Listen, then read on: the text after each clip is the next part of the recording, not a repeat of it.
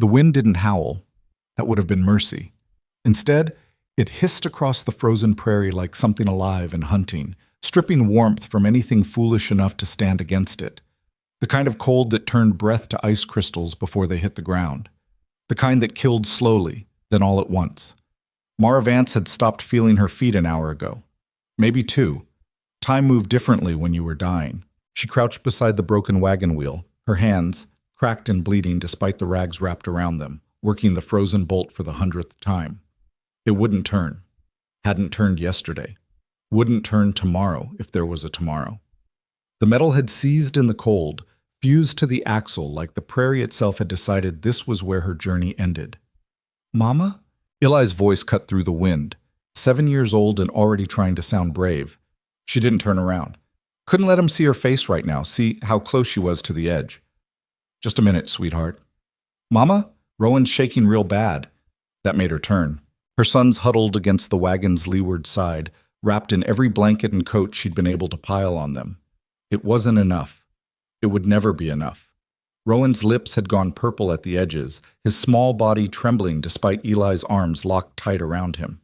They looked like a painting she'd seen once in St. Louis, angels carved from ice, beautiful and doomed. She was supposed to protect them. That's what mothers did. What she'd promised Daniel before the fever took him, before she'd loaded everything they owned into this cursed wagon and pointed it west toward the lie of a better life. Some promise. The fire was nearly dead. She'd been feeding it splinters from the wagon itself, piece by piece, watching their only shelter disappear into smoke. 3 more hours of fuel, maybe 4 if she burned the family Bible. The thought should have horrified her, but she was past horror, past everything except the arithmetic of survival.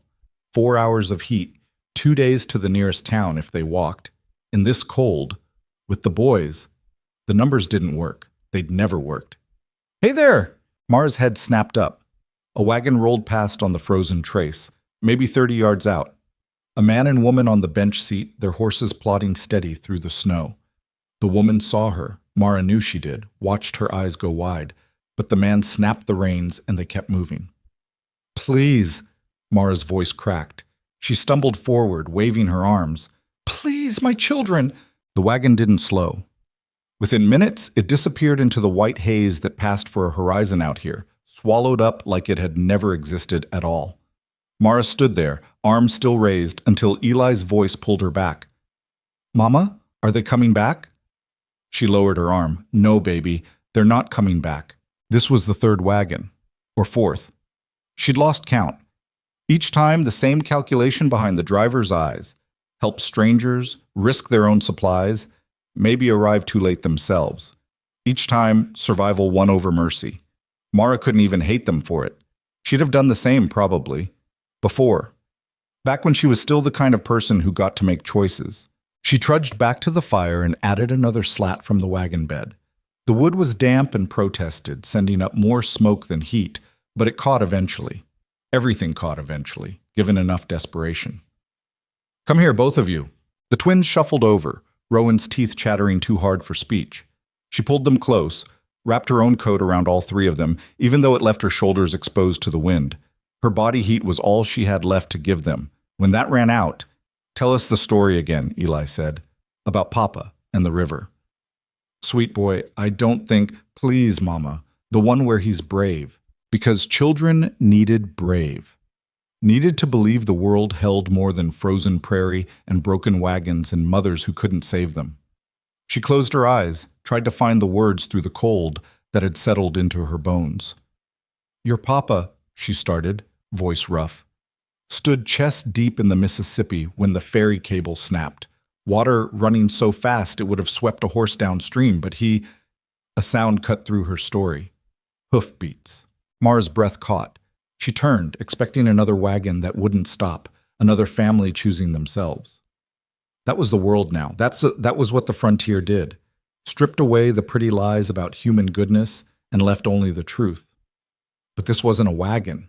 A single rider emerged from the haze, sitting easy on a massive roan horse that should have been impossible in this weather. The animal's breath plumed white in the frozen air, its coat dark with sweat despite the cold. They'd been riding hard, running from something or toward it, The man's coat was real wool, not the threadbare cotton most settlers made do with. Quality leather boots, a hat that had cost more than Mara's entire wagon outfit. Money, the kind of money that didn't usually stop for people like her. He pulled up 10 feet away, and the world seemed to stop with him. The wind, the cold, even her heartbeat, everything went quiet in the space he occupied. He was younger than she'd expected. Mid-30s, maybe, with the kind of face that made you think of carved stone rather than flesh. Strong jaw, weathered by sun and wind but not broken by it. Dark eyes that took in the scene, broken wagon, dying fire, woman with 2 children wrapped in rags, and revealed nothing. "Wheels seized," he said. Not a question. Mara found her voice somewhere. "Yes." "How long you been here? 2 days?" She straightened, tried to find some dignity in her frozen, desperate state. "We're managing." His eyes moved to the fire, to the splintered wagon plank serving as fuel, to the twins shivering against her sides. One dark eyebrow rose, and something that might have been amusement flickered across his face. Or pity. She couldn't tell which was worse. "Looks it," he said. Heat flooded her cheeks, the first warmth she'd felt in hours, and it came from shame. "We don't need charity, mister. I can pay. When we reach, you'll be dead by morning." The words landed like stones, flat, undeniable, true. "The wheel," she tried again. "That wheel's not turning till spring, if then. Axles cracked, bolts fused. You'd need a forge and a full day to fix it proper." He shifted in his saddle, the leather creaking. "This your first winter on the frontier?" She wanted to lie. Wanted to tell him she was frontier-born, that she knew these lands, that her husband hadn't died 6 months ago, leaving her with nothing but fool's hope and a broken wagon. But the twins were shaking, and her pride was a luxury she couldn't afford anymore. "Yes," she whispered. He nodded, like she'd confirmed something he already knew. For a long moment, he just sat there, this stranger on his expensive horse, looking at her like she was a problem he was working through. The wind picked up, howling now, finally, and snow began to fall in earnest. Then he swung down from his saddle. He moved toward the wagon, boots crunching in the frozen snow, and Mara's instinct screamed at her to grab the boys and run. She'd heard stories, women alone on the frontier, men who stopped not to help but to take. Her hand went to the knife in her belt, 8 inches of rusted iron, the only weapon Daniel had left her. The man saw the gesture, stopped, raised his hand, slow and deliberate.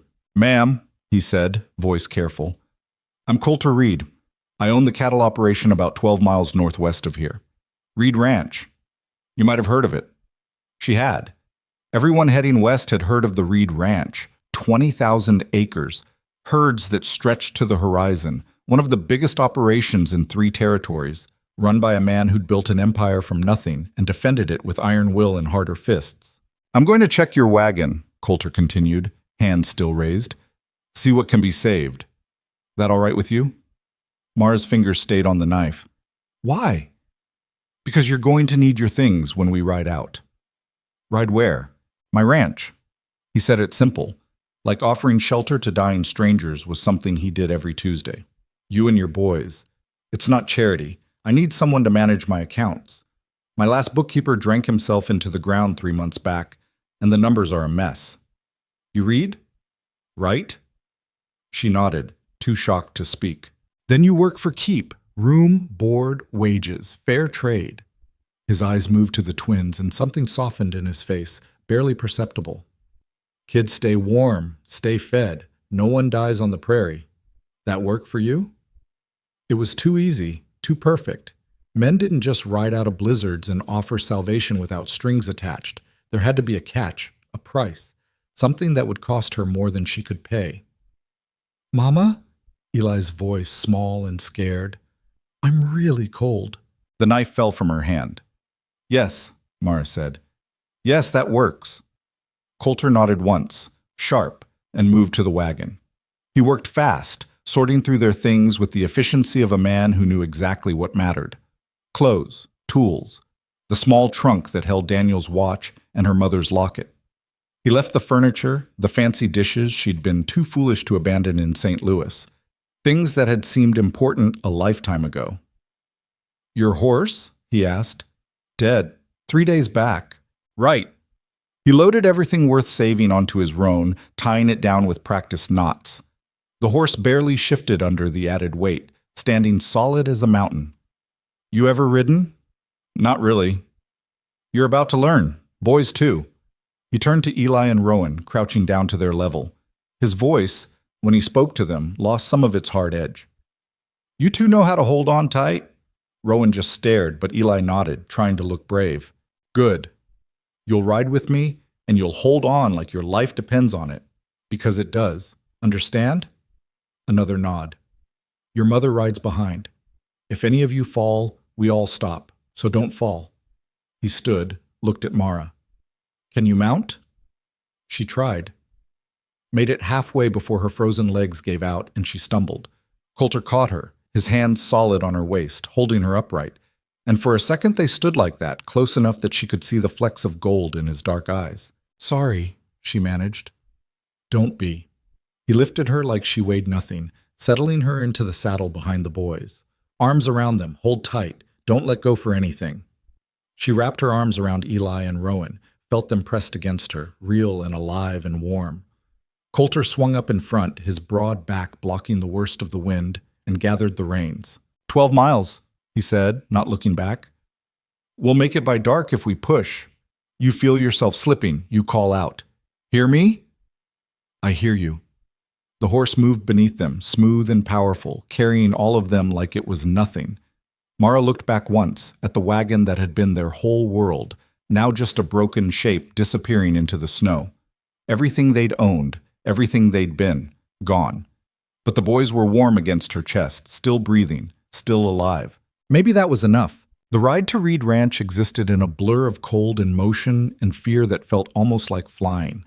Mara had never been on a horse this powerful, never moved this fast across land that wanted to kill her. Coulter rode like he was part of the animal, adjusting to every shift in the snow, every gust of wind that tried to knock them sideways. The twins pressed against her, trusting in a way that broke her heart, and she held on because letting go meant death and she'd lost too much already. The land changed as they rode. The flat, killing emptiness gave way to rolling hills, then shallow valleys where pine trees stood dark against the snow. Signs of life appeared, fence posts, cattle huddled together for warmth, the distant shape of outbuildings against the horizon. Then the house rose up out of the twilight like something from a dream. 3 stories of timber and stone, solid and permanent in a way Mara had forgotten buildings could be. Light glowed in the windows, warm and yellow, promising heat and safety and all the things she'd stopped believing in. Smoke curled from 2 chimneys, carried away by the wind that had tried to kill them hours ago. Coulter pulled the horse up in front of the main entrance, a wide porch with railings carved from whole logs, and dismounted in one smooth motion. He reached up for Rowan first, lifting the boy down gentle despite the child's trembling, then Eli. Both twins could barely stand, their legs stiff from the ride. Can you walk? Coulter asked them. Eli nodded. Rowan just leaned against his brother, eyes half closed. Inside, then. Doors open. Follow the hall to the big room with the fire. The boys stumbled toward the entrance, supporting each other, and disappeared into the light. Coulter turned to Mara, offered his hand. She took it, slid down from the saddle on legs that felt like wooden posts, barely holding her weight. The ground seemed to shift under her feet, solid earth feeling wrong after hours of movement. Easy. Coulter's hand stayed on her elbow, steadying her. Take a minute. The boys will be fine. Sarah's in there. She'll get them warm. Sarah? Housekeeper. Been with my family since I was 10. He guided her toward the porch, still holding her arm like he thought she might collapse. Maybe she would. Come on. Cold's still trying to kill you. The warmth hit her the moment she stepped inside. Real heat, the kind that came from massive fireplaces and solid walls that kept the wind out. Mara's body didn't know what to do with it. She stood in the entrance hall, dripping melting snow onto polished wood floors, shaking for entirely new reasons. This way. Coulter led her down a hallway lined with oil paintings, landscapes, cattle, stern-faced people who must have been his family, and into a room that seemed impossible. 2 stories high, dominated by a fireplace you could have roasted a whole steer in. Leather furniture. Thick rugs. Windows that looked out onto the snow-covered range, framed by curtains that probably cost more than everything Mara had owned in her life. Eli and Rowan sat on the floor in front of the fire, wrapped in blankets 3 times too big for them. A woman in her 60s knelt beside them, her weathered hands checking them over with the efficiency of long practice. She had kind eyes and a face that had seen hard things without letting it make her hard. "Frostbite?" Coulter asked. "Fingers and toes, mild. Nothing permanent if we warm them slow." Sarah looked up at Mara, taking her measure in a single glance. "The mother? Mara Vance. She'll be staying on, managing the books." Something passed across Sarah's face too quick to read. Surprise, maybe, or concern. But she just nodded and stood, brushing off her knees. "I'll get a room ready. The blue one? That'll work. And send someone for their things. They're still on smoke." "Already done. James is bringing them in now." Sarah moved past Mara, pausing to touch her shoulder. "You're safe here, girl. We'll get you sorted." Then she was gone, leaving Mara alone with the stranger who'd saved their lives and whose motives she still couldn't read. Coulter crossed to a cabinet against the far wall, poured something amber into 2 glasses. He brought one to Mara, pressed it into her hands. "Whiskey," he said. "Drink it slow. Warm you from the inside." She'd never had whiskey in her life. Daniel had been against spirits, said they led men to ruin. But Daniel was dead and she was alive, and the liquid in the glass smelled like fire and oak and things she didn't have names for. She drank. It burned all the way down, but the burn felt good, felt real, felt like proof she was still capable of feeling anything. "Thank you," she said, voice rough from the whiskey and the cold and everything else. "For stopping, for all of this." Coulter settled into one of the leather chairs, his own glass cradled in hands that looked like they'd seen hard work despite the obvious wealth. "Told you, it's not charity. I need a bookkeeper." "You could have hired someone in town, someone who knew what they were doing." "Could have." He took a slow sip of whiskey, eyes on her over the rim of the glass. Didn't. The twins had fallen asleep by the fire, wrapped together like puppies, safe and warm for the first time in days. Mara watched them breathe, steady and even, and felt something crack open inside her chest. "I won't let you down," she said quietly. "The books. Whatever you need. I'll earn this." "I know you will." He set his glass aside, stood. "Sarah will get you settled. Breakfast is at 6. You'll start work after, if you're up to it." "I'll be up to it." He nodded, started toward the door, then stopped, turned back. "Mrs. Vance?" "Yes?"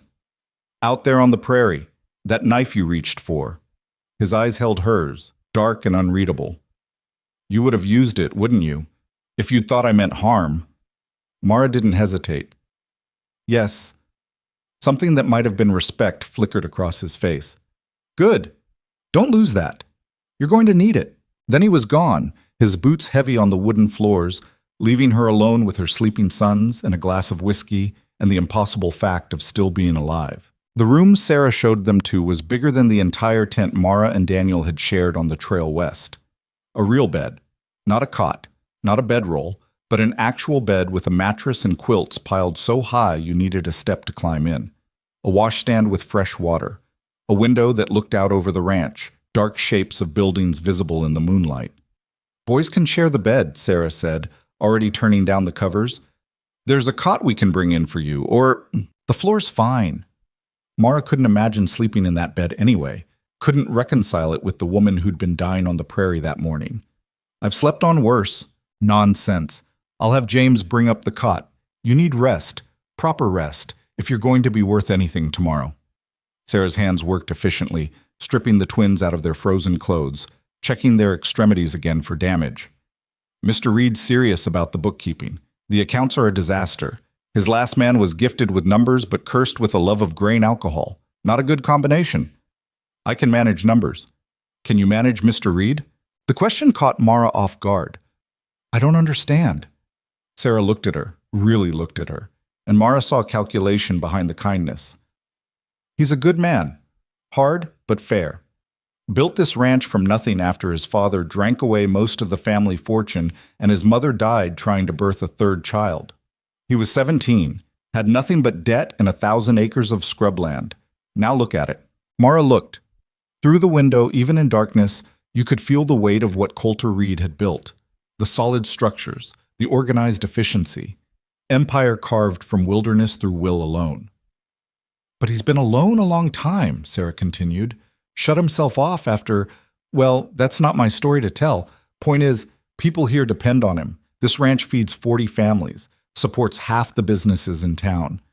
We need him steady, focused. You understand what I'm saying? You think I'm a distraction. I think you're a widow with 2 children and no prospects. And Mr. Reed just brought you into his home based on a skill you haven't proven and a situation that could have been resolved a dozen other ways. Sarah's voice stayed gentle, but the warning underneath was clear. So yes, Mrs. Vance, I think you could be a distraction, and distractions get people hurt out here. Mara lifted her chin, found the spine that had kept her alive through Daniel's death, and the journey west and 2 days freezing on the prairie. I'm here to work, to keep my son safe. Nothing more. Good. See that it stays that way. Sarah moved to the door, paused with her hand on the frame. That said, you need anything for yourself or the boys, you come find me. This ranch can be a good home. It can also eat people alive if they're not careful. Learn which parts to trust and which to fear, and you'll do fine. After she left, Mara sat on the cot James had brought up and watched her son sleep. Eli had his arm thrown over Rowan, protective, even unconscious. They looked small in that big bed, swallowed by quilts and safety, and all the things she'd been unable to give them. She thought about Sarah's warning, about Coulter Reed and whatever story he carried that wasn't hers to know, about the fact that she was here, in this room, because a man had chosen mercy when the world had chosen to pass her by. What did he want? Men didn't save strangers for nothing. There was always a price, always a catch. She just had to figure out what it was before the bill came due. Outside, the wind howled against the window, but it couldn't reach them. Not anymore. They were inside, safe, warm. And Mara Vance, who'd learned to trust nothing and no one, fell asleep wondering if maybe, just maybe, she'd been wrong about the world being empty of mercy. The answer would come. One way or another, it always did. Morning came with the smell of coffee and bacon, scent so foreign to Mara's recent memory that for a moment she thought she was dreaming. Then Rowan shifted in the big bed, mumbling something about being warm, and reality crashed back. They were at Reed Ranch. They'd survived the night. Now came the part where she had to prove she belonged here. She dressed quickly in the dim pre-dawn light, pulling on the cleanest dress she had left, which wasn't saying much. The fabric was worn thin at the elbows, patched in 3 places, and carried the stains of 100 miles of hard travel. Next to the quality of everything in this house, she looked like exactly what she was. Charity case. Refugee. Woman with nothing. The twins still slept, tangled together like they'd been in the womb, and Mara couldn't bring herself to wake them. Let them have a few more hours of warmth and safety before the world demanded they stand up and face it. She found her way downstairs by following the sounds of activity, voices echoing through hallways that seemed to go on forever. The house was even bigger than she'd realized last night, room after room of solid construction and careful maintenance. No dust, no cracks in the plaster. Everything spoke of money, yes, but also of pride. Someone cared about this place deeply enough to keep it perfect. The kitchen sat at the back of the house, a massive space dominated by a cast-iron stove that must have weighed half a ton. Sarah stood at the counter kneading dough, her movements practiced and efficient. A younger woman, couldn't be more than 20, tended the stove, flipping bacon in a pan big enough to feed an army. "Morning," Sarah said without looking up. "You're early. Breakfast isn't till 6. Couldn't sleep." Mara hovered in the doorway, unsure if she was allowed in this space. "Is there something I can do? Help with?" "You can sit down and stay out of the way. That would help." But Sarah's voice held no real bite. She nodded toward a small table in the corner. "Coffee's in the pot, cups in the cabinet above it. Help yourself." The coffee was strong enough to strip paint and tasted like heaven. Mara wrapped both hands around the tin cup, letting the heat seep into her palms, and watched the 2 women work. They moved around each other with the ease of long practice, Sarah calling out instructions, the younger woman responding without hesitation. A team. A rhythm built over years. "That's Jenny," Sarah said, catching Mara's gaze. "My niece. Been here 3 years. Does most of the cooking now, though she'd set fire to water when she first arrived." Jenny turned, spatula in hand, and grinned. Auntie loves that story, tells it at least once a week. Because it's funny and true. Sarah shaped the dough into loaves, set them aside to rise. Jenny, this is Mrs. Vance. She'll be managing the books. The books? Jenny's eyebrows rose. Mr. Reed finally admitted he needed help with those? Miracles do happen. Watch your mouth, Sarah said mildly, and flip that bacon before it burns. The door swung open and Coulter walked in, followed by two men in work clothes that had seen hard use. He looked different in daylight. Still solid, still commanding, but somehow more real. Less like the mysterious savior from yesterday and more like a man with too much on his shoulders and not enough hours to carry it. Morning, Sarah. Jenny. His eyes found Mara in the corner. Mrs. Vance? You sleep all right? Yes, thank you. She started to stand, but he waved her back down. These are my foremen, he said, gesturing to the men behind him. James Cooper, you met him briefly last night, and that's Frank Holloway. They keep this place running when I can't be everywhere at once. James was maybe 50, with a face that looked like tanned leather and eyes that missed nothing. Frank was younger, stockier, with hands the size of dinner plates and a scar running from his left ear to his jaw. Ma'am, they both said, touching their hat brims. Gentlemen. Mara felt acutely aware of her shabby dress, her work-roughened hands, everything about her that screamed outsider. Mrs. Vance will be working in the office, Coulter continued, going through the account books, getting things organized. She's to have whatever she needs, access to files, records, anything she asks for. Understood? James and Frank exchanged a look Mara couldn't quite read. Yes, sir, James said slowly. Though I should mention, some of those accounts go back 15 years. Not all of it's exactly. I know what's in there, Coulter cut him off. That's why she's going through it, to make sense of the mess. He poured himself coffee, drained half the cup in one go. Anything else happens today I should know about? Storm's coming in tomorrow, Frank said. Big one by the look of the sky. We're moving the herd to the south pasture, closer to shelter. Should have them settled by nightfall. Good. What about the fence line on the eastern border? Fixed. Johnson's boy did solid work on the posts. They talked for another 10 minutes, a rapid back and forth of ranch business that went over Mara's head. Cattle counts and hay supplies and something about a bull that had gotten loose and terrorized the neighboring property. The language of a working operation, smooth and practiced. Then footsteps thundered down the stairs and Eli burst into the kitchen, Rowan right behind him. Both boys skidded to a stop when they saw the room full of people, suddenly shy. Morning, Eli managed. Coulter turned, his expression shifting into something Mara couldn't quite name. Not quite a smile, but close. Morning. You two sleep well? Rowan nodded. Eli said, Yes, sir. That bed's real soft. Good beds are important. Coulter crouched down, bringing himself to their level. You boys know how to ride? A little, Eli said, which was generous. They'd ridden a plow horse twice. Want to learn proper? Both boys' eyes went wide. Really? Eli breathed. Really? After breakfast, Frank here will teach you the basics. How to sit, how to hold the reins, how to tell a horse what you want without spooking it. He glanced up at Mara. If your mother agrees, of course. Every instinct screamed at her to say no. To keep them close, keep them safe, not let them near anything that could throw them or kick them or break their fragile 7-year-old bones. But the hope in their faces stopped her. When had they last looked excited about anything? When had they last been allowed to be children instead of survivors? All right, she heard herself say, but you listen to Mr. Holloway. Do exactly as he says. Understand? Yes, Mama. They said it in unison, already bouncing with barely contained energy. Frank grinned, a surprisingly warm expression on his scarred face. Don't worry, Mrs. Vance. I'll keep them safe. Raised 4 boys of my own. They all survived learning to ride. That's not as reassuring as you think it is, Mara muttered, but Frank just laughed. Breakfast was chaos in the best possible way. The kitchen filled with ranch hands coming off night watch, looking for hot food before they collapsed into bed. Sarah and Jenny moved like dervishes, serving up eggs and bacon and biscuits with butter and jam. Conversations overlapped. Jokes flew.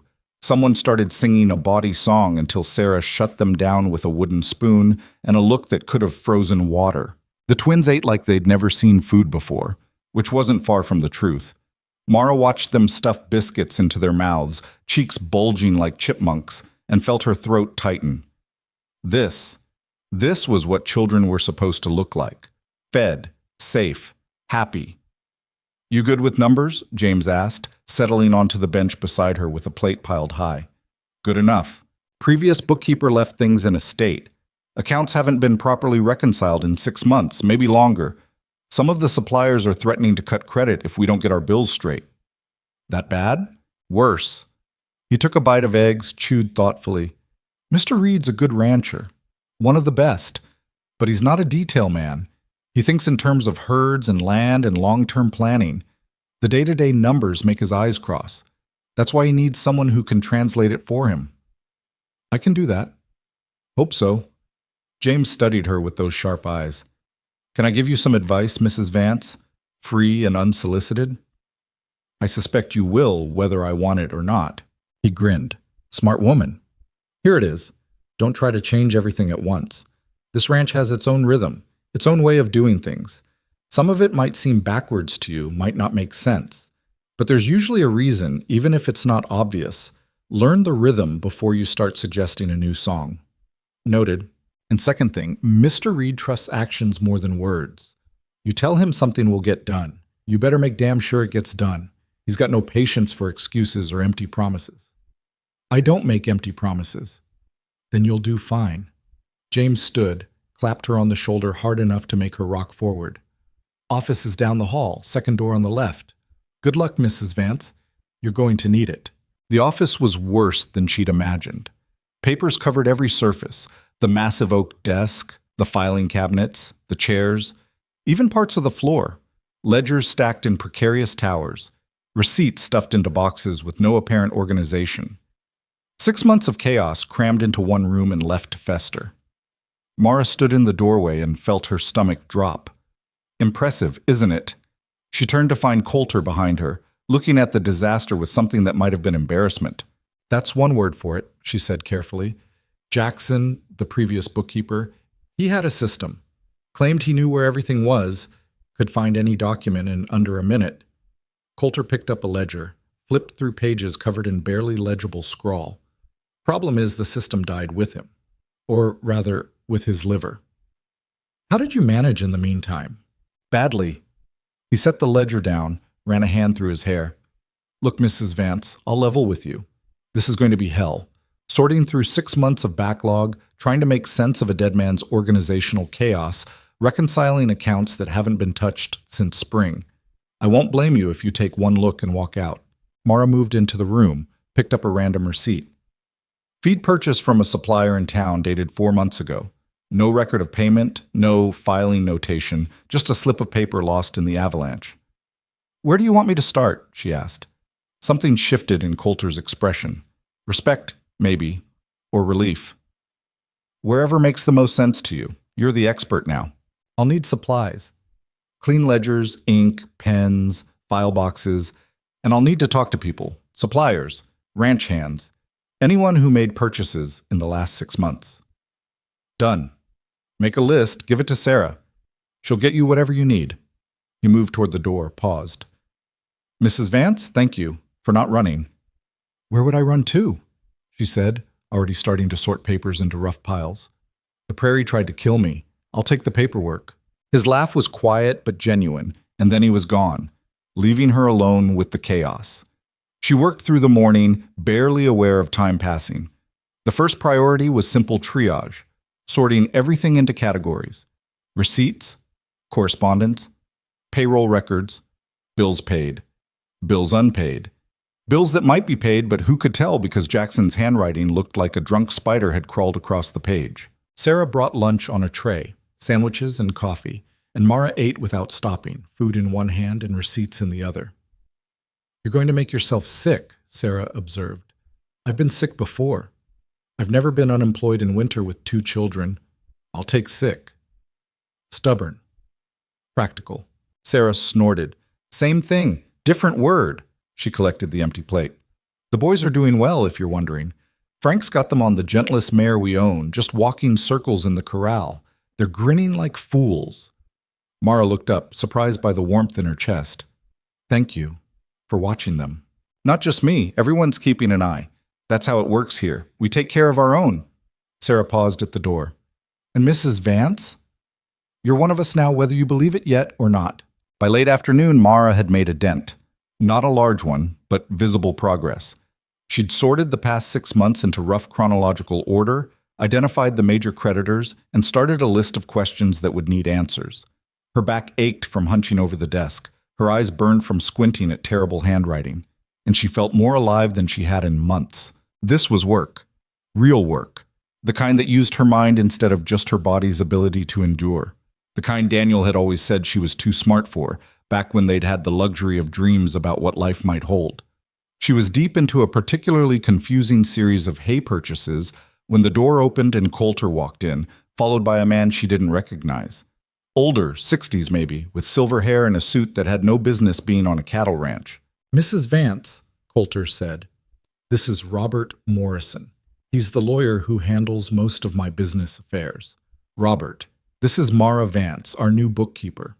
Morrison's handshake was firm but brief. His eyes swept the room, taking in the organized chaos, and something calculating passed across his face. Mr. Reed mentioned he'd found someone to tackle the accounts. You have experience with ranch finances? I have experience with numbers and organization, Mara said carefully. The specific industry doesn't matter. Chaos is chaos. Refreshingly honest. Morrison pulled out a leather folder, extracted several documents. I'm here because we have a situation developing, one that requires accurate financial records. Coulter's jaw tightened. Robert, she needs to know. If she's going to be managing the books, she needs to understand the stakes. Silence stretched between them. Heavy with tension, Mara didn't understand. Finally, Coulter nodded, short and sharp. Morrison spread the documents on the least cluttered corner of the desk. Are you familiar with the name Beaumont, Mrs. Vance? No? Celeste Beaumont. She runs a cattle operation east of here, inherited from her father 5 years ago. She's also Mr. Reed's former fiancée. The words landed like stones in still water, ripples spreading outward. Mara kept her face neutral. I see. When they were engaged, Morrison continued, his voice taking on the tone of a man presenting evidence, certain financial arrangements were made. Business partnerships, shared investments, contracts that linked their operations. The engagement ended 3 years ago, but some of those entanglements remain. Specifically, Coulter cut in, voice flat, there's a supply contract that was signed jointly. Both ranches agreed to purchase cattle feed from a specific supplier at a negotiated rate. The contract runs for 5 years. We're in year 4. And Miss Beaumont is claiming breach of contract, Morrison finished. She says Reed Ranch hasn't honored the minimum purchase requirements for the past 6 months. She's threatening legal action and demanding penalty payments that would total nearly $30,000. Mara's breath caught. $30,000.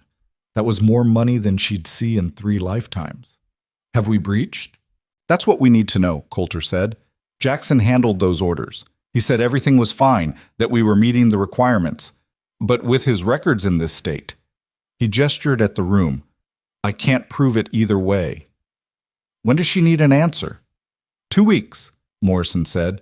She's given us 2 weeks to provide documentation showing we've met the contract terms, or she files suit. Mara looked at the mountains of paper surrounding her. 6 months of missing records, somewhere in this chaos. 2 weeks to find proof that might not exist. What happens if she wins? Best case, we pay the $30,000 and it hurts but doesn't kill us, Coulter said. Worst case, the court rules that the breach is severe enough to void other agreements we have with suppliers. That starts a cascade. Creditors get nervous. Banks start calling loans. Everything I've built here comes apart.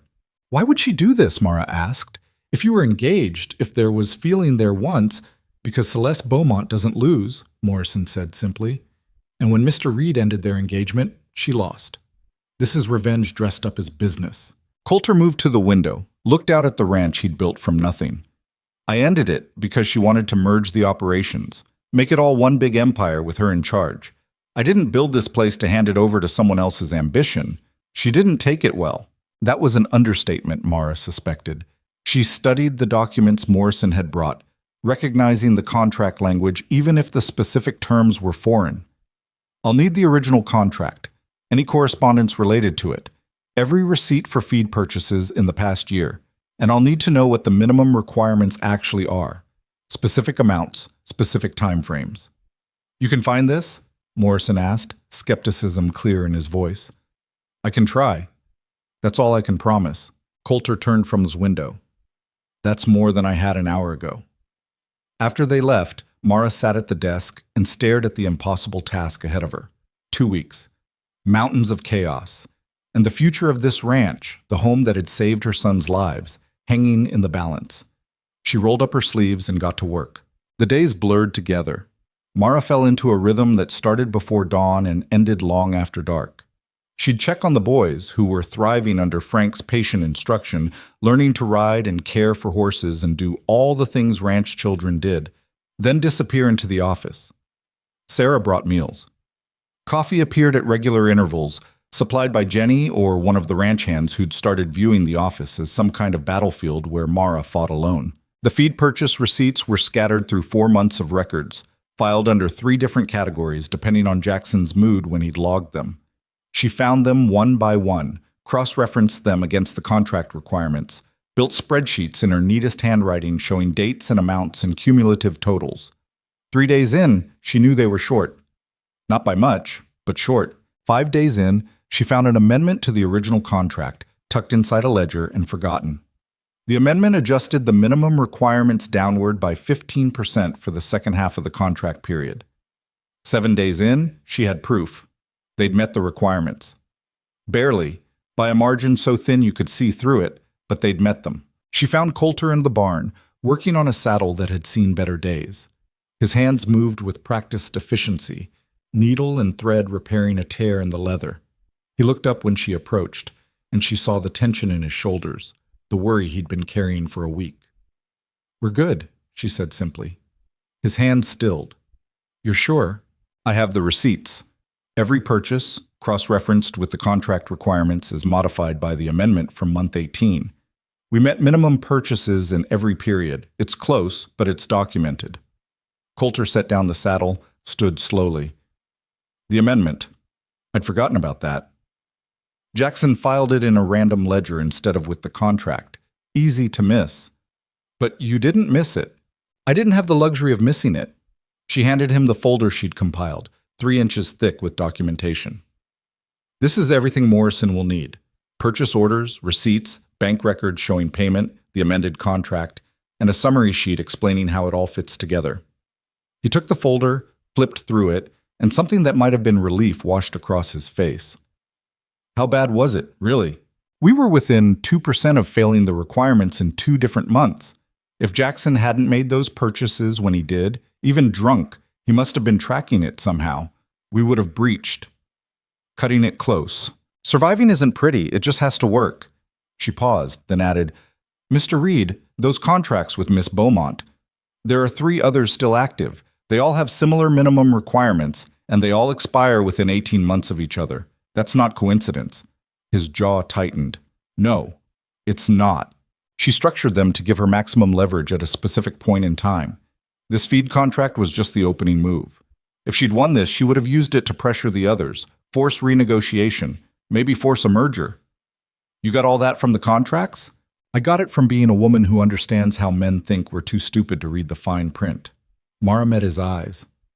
"She's smart, dangerous, and she's not done. Winning this doesn't end it.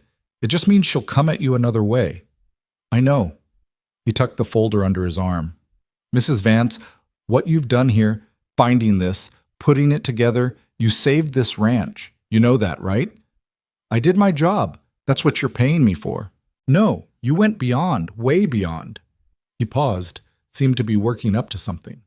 "The boys, they're happy here?" The change in subject caught her off guard. "Yes, they love it. And you? Are you happy here?" "I'm grateful to be here. Happiness is," she searched for words, "not something I think about much anymore." "Maybe you should." Think about it, I mean. He shifted, uncomfortable in a way she hadn't seen from him before. What I'm trying to say is, you're good at this. The books, the organization, understanding the business. I'd like you to stay. Not just until the accounts are sorted, but permanently. Salary, proper contract, everything official. Mara's heart kicked against her ribs. Mr. Reed. Coulter. Just Coulter. We're past formality at this point. Coulter. She tried the name. Found it felt strange on her tongue. Too familiar. Too intimate. I appreciate the offer, more than you know. But people are going to talk. A widow living in a bachelor's house, working closely with him. You know what they'll say. Let them say it. Easy for you to say. You're not the one who will be called. She stopped. Couldn't quite make herself finish the thought. I know what they'll call you. I also know it's garbage. His voice went hard. You earned your place here. Your sons have found something like happiness. And frankly, I need you. The ranch needs you. So yes, people will talk. They always do. But I'm asking you to stay anyway. She should say no. Should protect her reputation. Protect the boys from gossip. Protect herself from whatever this was growing between them. This respect that felt dangerously close to something else. But the truth was, she had nowhere else to go. No other options. And maybe, just maybe, she was tired of running. All right, she said. I'll stay. His smile was small but genuine, and it transformed his face completely. Good. That's good. Morrison took the folder to Celeste Beaumont's lawyers 3 days later. The response came back within 24 hours. The breach claim was withdrawn. No admission of error, no apology, just a terse letter stating that upon review of new evidence, the matter was considered resolved. The ranch celebrated that night. Someone brought out fiddles. Sarah and Jenny cooked enough food to feed half the county. Ranch hands who'd been quietly worried about their jobs got drunk and sentimental. The twins danced with anyone who'd spin them, laughing so hard they could barely breathe. Mara stood on the porch, watching it all, feeling like she was observing her life from outside her own body. A month ago, she'd been dying on the prairie. Now she was here, part of this, employed and safe, and watching her children be children again. You did this, Sarah said, appearing beside her with 2 glasses of cider. You saved us.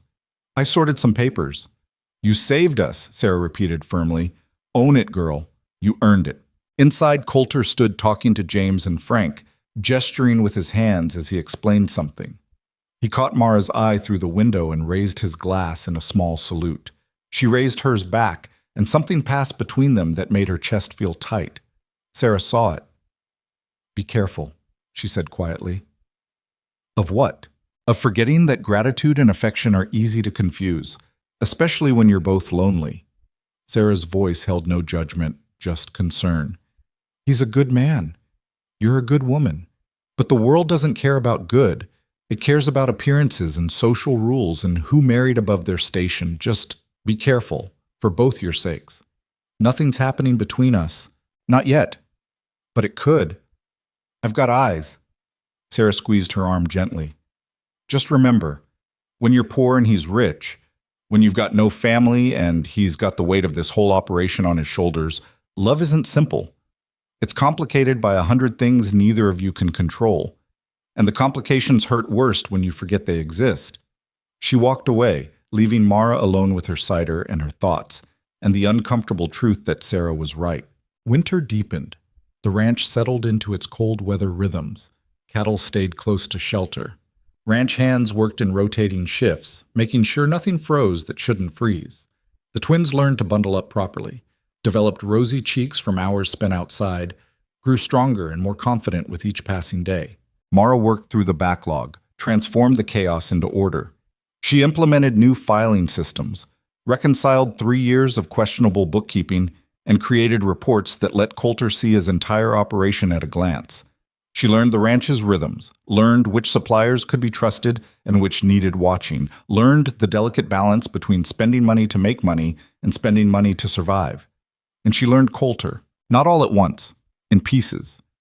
The way he was gentle with the horses, but hard on men who didn't pull their weight. How he remembered every ranch hand's family situation, knew whose wife was pregnant and whose father was sick. The fact that he read philosophy books late at night, German and French texts he'd somehow acquired and taught himself to translate. That he'd built this empire not just through toughness, but through fairness, paying fair wages and expecting fair work in return. He brought her coffee in the mornings, sat across the desk going over reports. They talked about numbers and cattle and weather patterns, safe topics, business topics. But sometimes their hands would brush passing papers, or he'd laugh at something she said, and the air between them would shift into something that felt dangerous. The boys loved him. That was the hardest part. Watching Eli and Rowan trail after Coulter like puppies, soaking up his quiet attention, learning to be men from a man who actually knew how. Daniel had been a good father, loving and present, but he'd been a dreamer. Coulter was practical, teaching them skills they'd actually use, how to fix things, how to read land and weather, how to make hard choices. "You're good with them," Mara said one evening, watching Coulter show Rowan how to tie a proper knot. "I like kids. Always figured I'd have some of my own eventually." He pulled the rope tight, demonstrating the technique again. "That didn't work out." "Miss Beaumont didn't want children?" "She wanted heirs. There's a difference." He handed the rope to Rowan. "Your turn. Remember, over, under, through." Rowan concentrated fiercely, his small fingers working the rope. When he got it right, Coulter's face lit up with pride. "That's it. Perfect. Now you can teach Eli." After the boys ran off to practice together, Coulter stood, brushing dust off his knees. What Celeste wanted was a dynasty, combined ranches, political influence, enough money and land to matter in Denver society. Kids were just part of that plan. I couldn't... He paused, searching for words.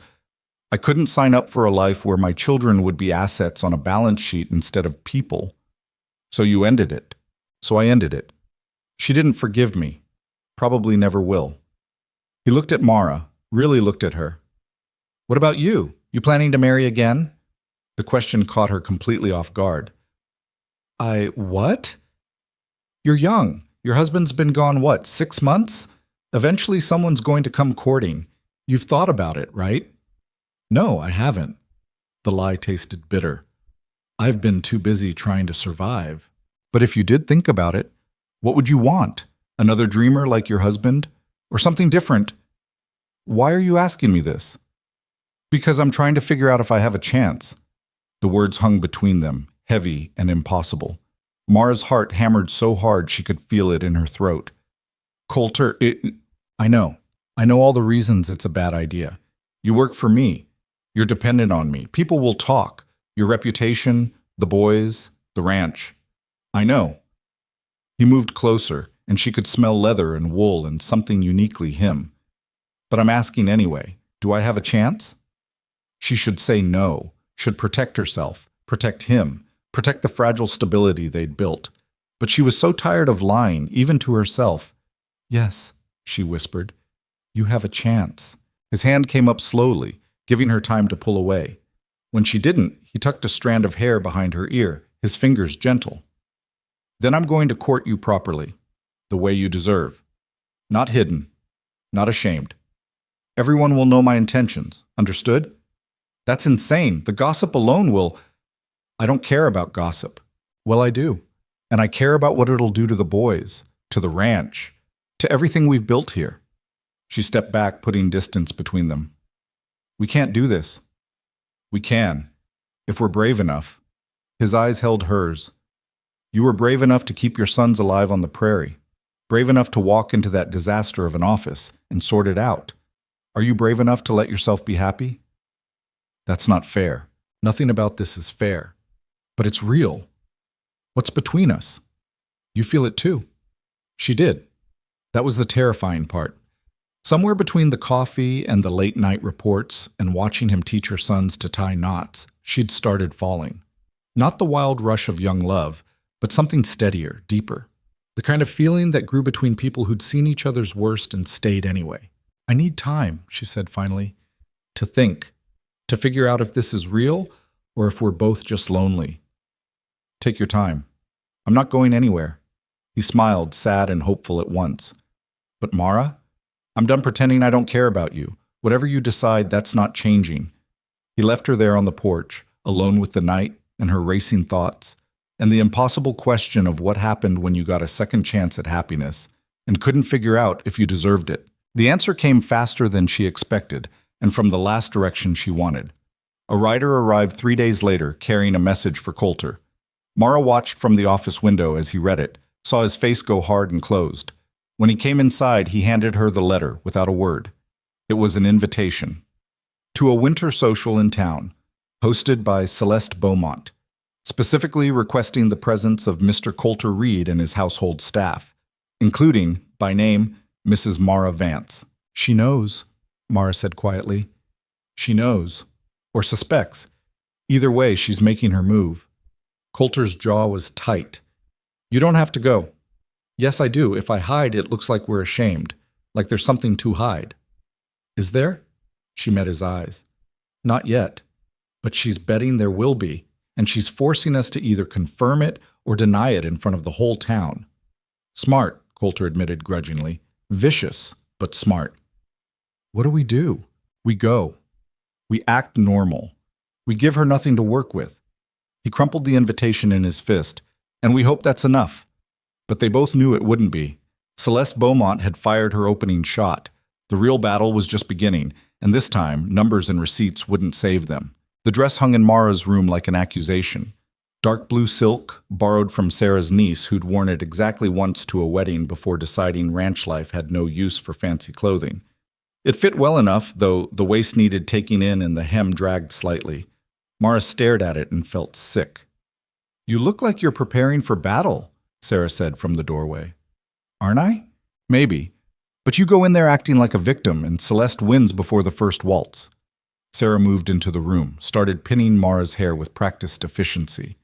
"Head up, shoulders back. You belong there as much as anyone." "I'm a penniless widow, wearing a borrowed dress to a social hosted by the woman whose engagement I may have destroyed. I don't belong anywhere near there." "You didn't destroy anything. Coulter ended that engagement 2 years before he met you." Sarah's hands worked quickly, transforming Mara's simple braid into something elegant. "But facts don't matter to people who've already decided the story. So you write a better one." "How?" "By being exactly what you are. Smart, capable. A woman who saved Reed Ranch when no one else could. Let them see that. Let them wonder why a man like Coulter would choose you, and then show them." She stepped back, surveyed her work. "There. You'll do." Mara barely recognized herself in the small mirror. The woman looking back had her face but carried it differently.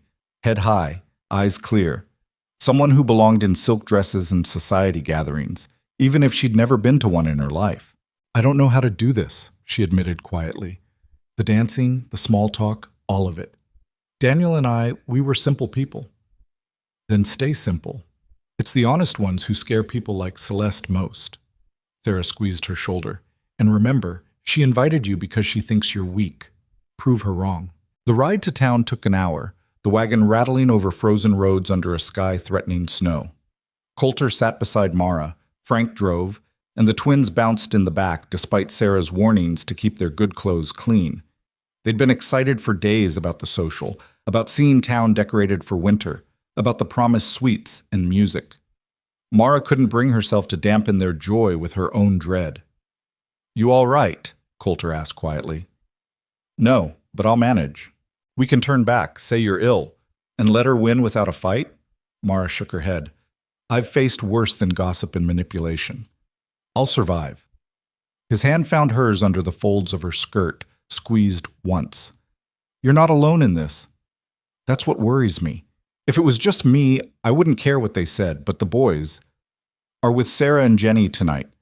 They'll stay at the ranch's townhouse, safe and warm and stuffed with cookies. This isn't about them." "Everything is about them. Every choice I make." "I know." His thumb traced small circles on her palm, intimate and steadying. "But sometimes you have to choose yourself, too.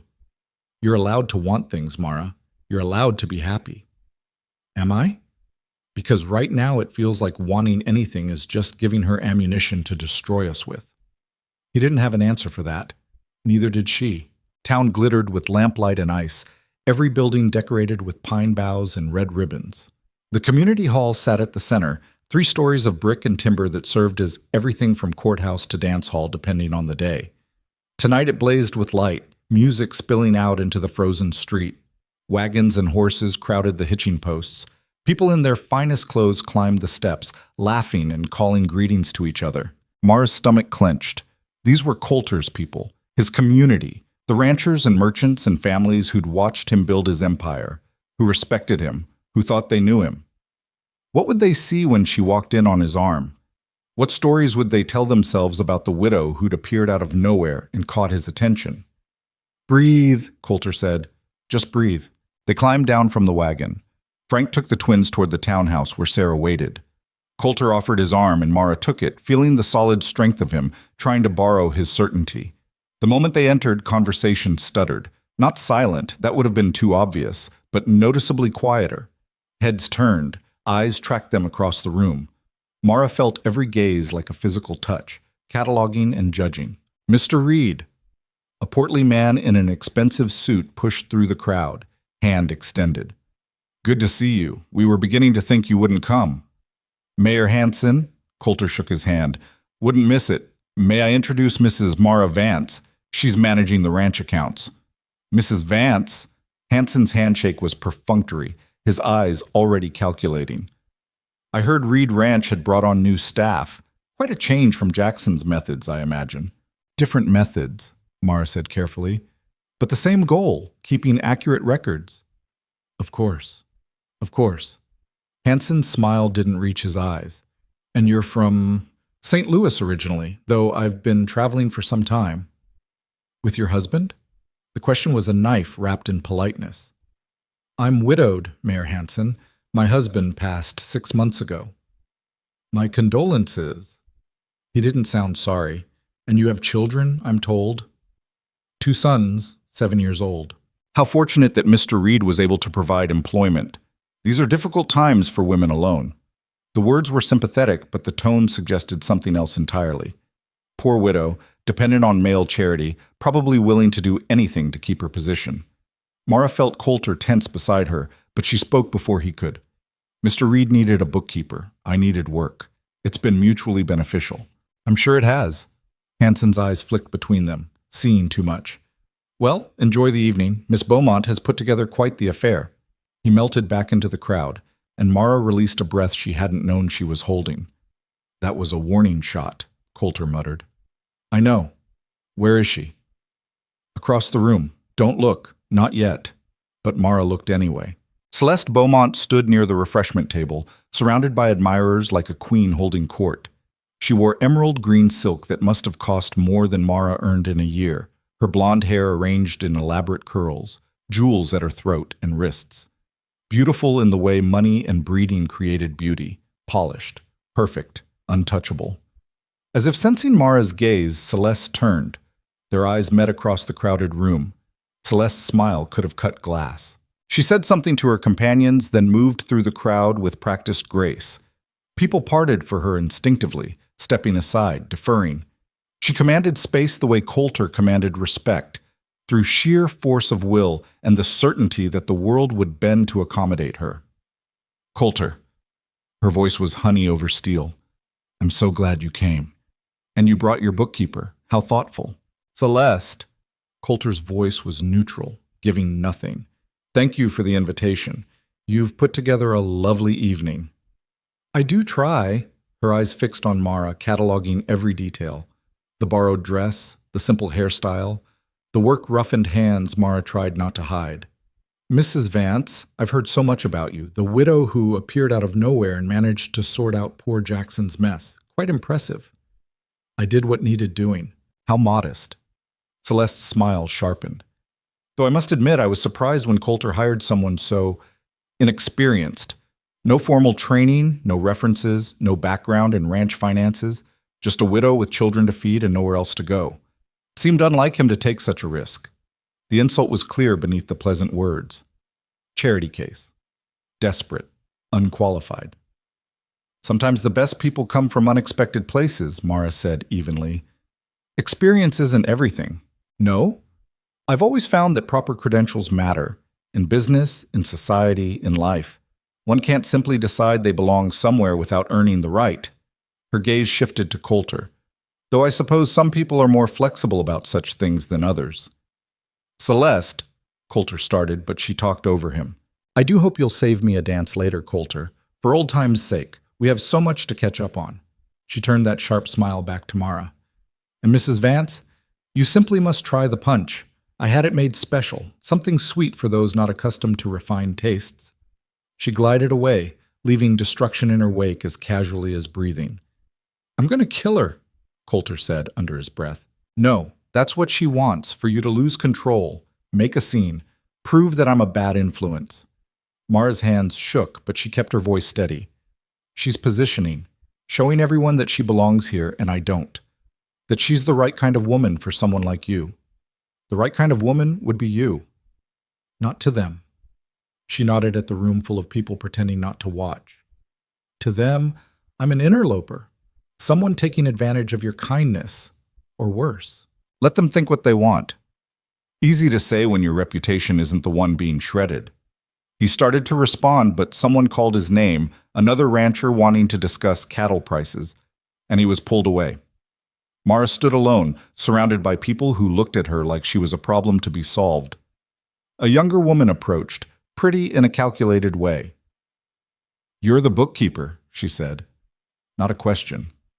I am. I'm Margaret Winters. My father supplies feed to several ranches, including Reed's. Her smile was friendly, but her eyes were assessing. How are you finding the work? Challenging, but manageable. And living at the ranch? That must be convenient. There it was. The real question underneath. Are you sleeping with him? Mr. Reed runs a professional household, Mara said carefully. I have my own quarters. My sons and I are well cared for. Of course. I didn't mean to imply. But she had. They both knew it. It's just unusual, isn't it? A single woman living in a bachelor's home. People talk. People always talk. They do. And right now they're wondering why Coulter Reed, one of the most eligible men in the territory, would hire a woman with no experience and 2 children to feed. What could she possibly offer that a qualified male bookkeeper couldn't? Mara felt her face heat. I offer competence and dedication to the work. I'm sure you do. Margaret's smile turned pitying. I'm just saying, be careful. Men like Coulter Reed don't marry down. They can't afford to. When the novelty wears off, you'll find yourself back on the street with nowhere to go. Best to remember your place before you start thinking you deserve more. She walked away, leaving Mara standing there with rage and shame warring in her chest. Remember your place. As if she'd forgotten. As if every moment in this room wasn't a reminder that she didn't belong here, would never belong here, no matter how well she managed the accounts or how much Coulter cared for her. The evening dragged on. Mara endured more conversations like the one with Margaret, polite on the surface, vicious underneath. Women who smiled while suggesting she was a gold digger, men who looked at her like she was a commodity Coulter had purchased. Dancing started and she retreated to the edges of the room, watching Coulter be pulled from partner to partner, fulfilling social obligations with grace, even though she could see the tension in his shoulders. Then Celeste claimed him for a waltz. They moved across the floor like they'd been made to dance together, her hand in his, her emerald dress swirling, her head tilted just right to make him lean in to hear her words. The perfect couple, the kind of match everyone expected, everyone wanted, money and power combining to create something even stronger. Mara watched and felt something crack inside her chest. This was foolish, all of it. She'd let herself believe in fairy tales when she should have known better. Coulter Reed could have anyone. Should have someone like Celeste, someone who knew how to navigate this world, who could help him build instead of dragging him down. What did Mara have to offer? Competence with numbers? A ready-made family? Those weren't reasons to choose someone. Those were reasons to be kind to an employee. She slipped out onto the back porch, needing air, needing distance from the music and laughter and judgment. Snow had started falling again, soft and steady, muffling sound. She wrapped her arms around herself and tried not to cry. Running away? Mara spun. Celeste stood in the doorway, backlit by warm light, looking like something from a painting. I needed air, I'm sure. Celeste stepped onto the porch, closing the door behind her. The temperature dropped immediately. Let's talk honestly, shall we? Woman to woman. I don't think we have anything to say to each other. No, I think we have plenty. Celeste moved closer, her perfume expensive and cloying. You're sleeping with him. Don't bother denying it. I'm not. Not yet. But you want to. He wants to. It's written all over both of you. She studied Mara like a scientist examining a specimen. I'll admit, I didn't understand it at first. You're not beautiful, not accomplished, not from any family worth mentioning, but then I realized you're the damsel in distress, the widow with children he gets to rescue. It appeals to his sense of honor, makes him feel like a hero. That's not... But here's what you need to understand. Celeste's voice went cold. Novelty wears off. Honor gets boring. Eventually he'll remember that he needs a partner who can actually help him, not a charity case who requires constant protection. And when that happens, where will you be? That's between Coulter and me. No. It's between Coulter and everyone who depends on him. 40 families, businesses in 3 towns, suppliers, creditors, partners. They all need him focused and strong, not distracted by some woman who showed up at exactly the right time with exactly the right sob story to catch his attention. Mara's hands clenched into fists. You think I planned this? I was dying on the prairie. My children were freezing. Coulter stopped because he's a decent man, not because I manipulated him. Maybe. Or maybe you saw an opportunity and took it. Can't blame you, really. If I were desperate enough, I might do the same. Celeste's smile was pure poison. But understand this. I'm giving you one chance to leave with your dignity intact. Take your children and go. I'll even help. Give you enough money to start over somewhere else. Set you up with a real job, proper references. You walk away clean. And if I don't, then I destroy you. Said simply, like commenting on the weather. Not just your reputation, though that's easy enough. I'll raise questions about your husband's death. Suggest maybe it wasn't illness. Maybe you had reasons to want him gone. Maybe those children aren't safe with you. The world tilted. You wouldn't. They're 7 years old. I would do whatever it takes to protect what's mine. And Coulter Reed is mine, whether he's figured that out yet or not. Celeste moved to the door, paused with her hand on the handle. You have until the end of January. After that, I start making inquiries. And trust me, Mrs. Vance, I'm very good at finding dirt when I need to, even if I have to create it myself. She disappeared inside, leaving Mara alone with the snow and the threat hanging in the frozen air. Mara made it through the rest of the evening on autopilot, smiled when required, made conversation she wouldn't remember 5 minutes later, avoided Coulter's concerned looks because if he asked what was wrong, she'd fall apart completely. When they finally loaded into the wagon for the ride home, she felt hollowed out and exhausted. The twins chattered about cookies and decorations until sleep claimed them somewhere outside town. Frank drove in silence. Coulter sat beside Mara, his thigh pressed against hers, warm and solid and wrong because she couldn't have this, couldn't keep this, couldn't risk what Celeste would do if she tried. What did she say to you? Coulter asked quietly. Nothing that matters. Mara, please, not now. I'm tired. He let it drop, but his jaw was tight and his hands clenched on his knees. He knew something had happened. He just didn't know what. Back at the ranch, Mara helped carry sleeping boys to their room, tucked them in, kissed their foreheads. They looked so peaceful, so safe. Everything she'd fought for, everything she'd risked to give them.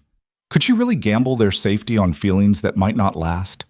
On Coulter's honor standing against Celeste's ruthlessness? She found him in the office, standing at the window, staring out at nothing.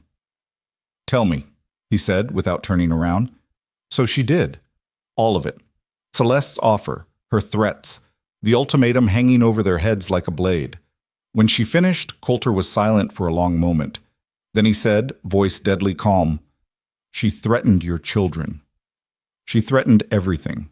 I'll kill her. He turned and Mara saw rage on his face like nothing she'd witnessed before. I will actually kill her. You can't. That's what she wants, for you to lose control, do something that destroys you. Then she wins everything. So what? I let her blackmail you into leaving? Threaten your sons? There has to be. He stopped, ran both hands through his hair.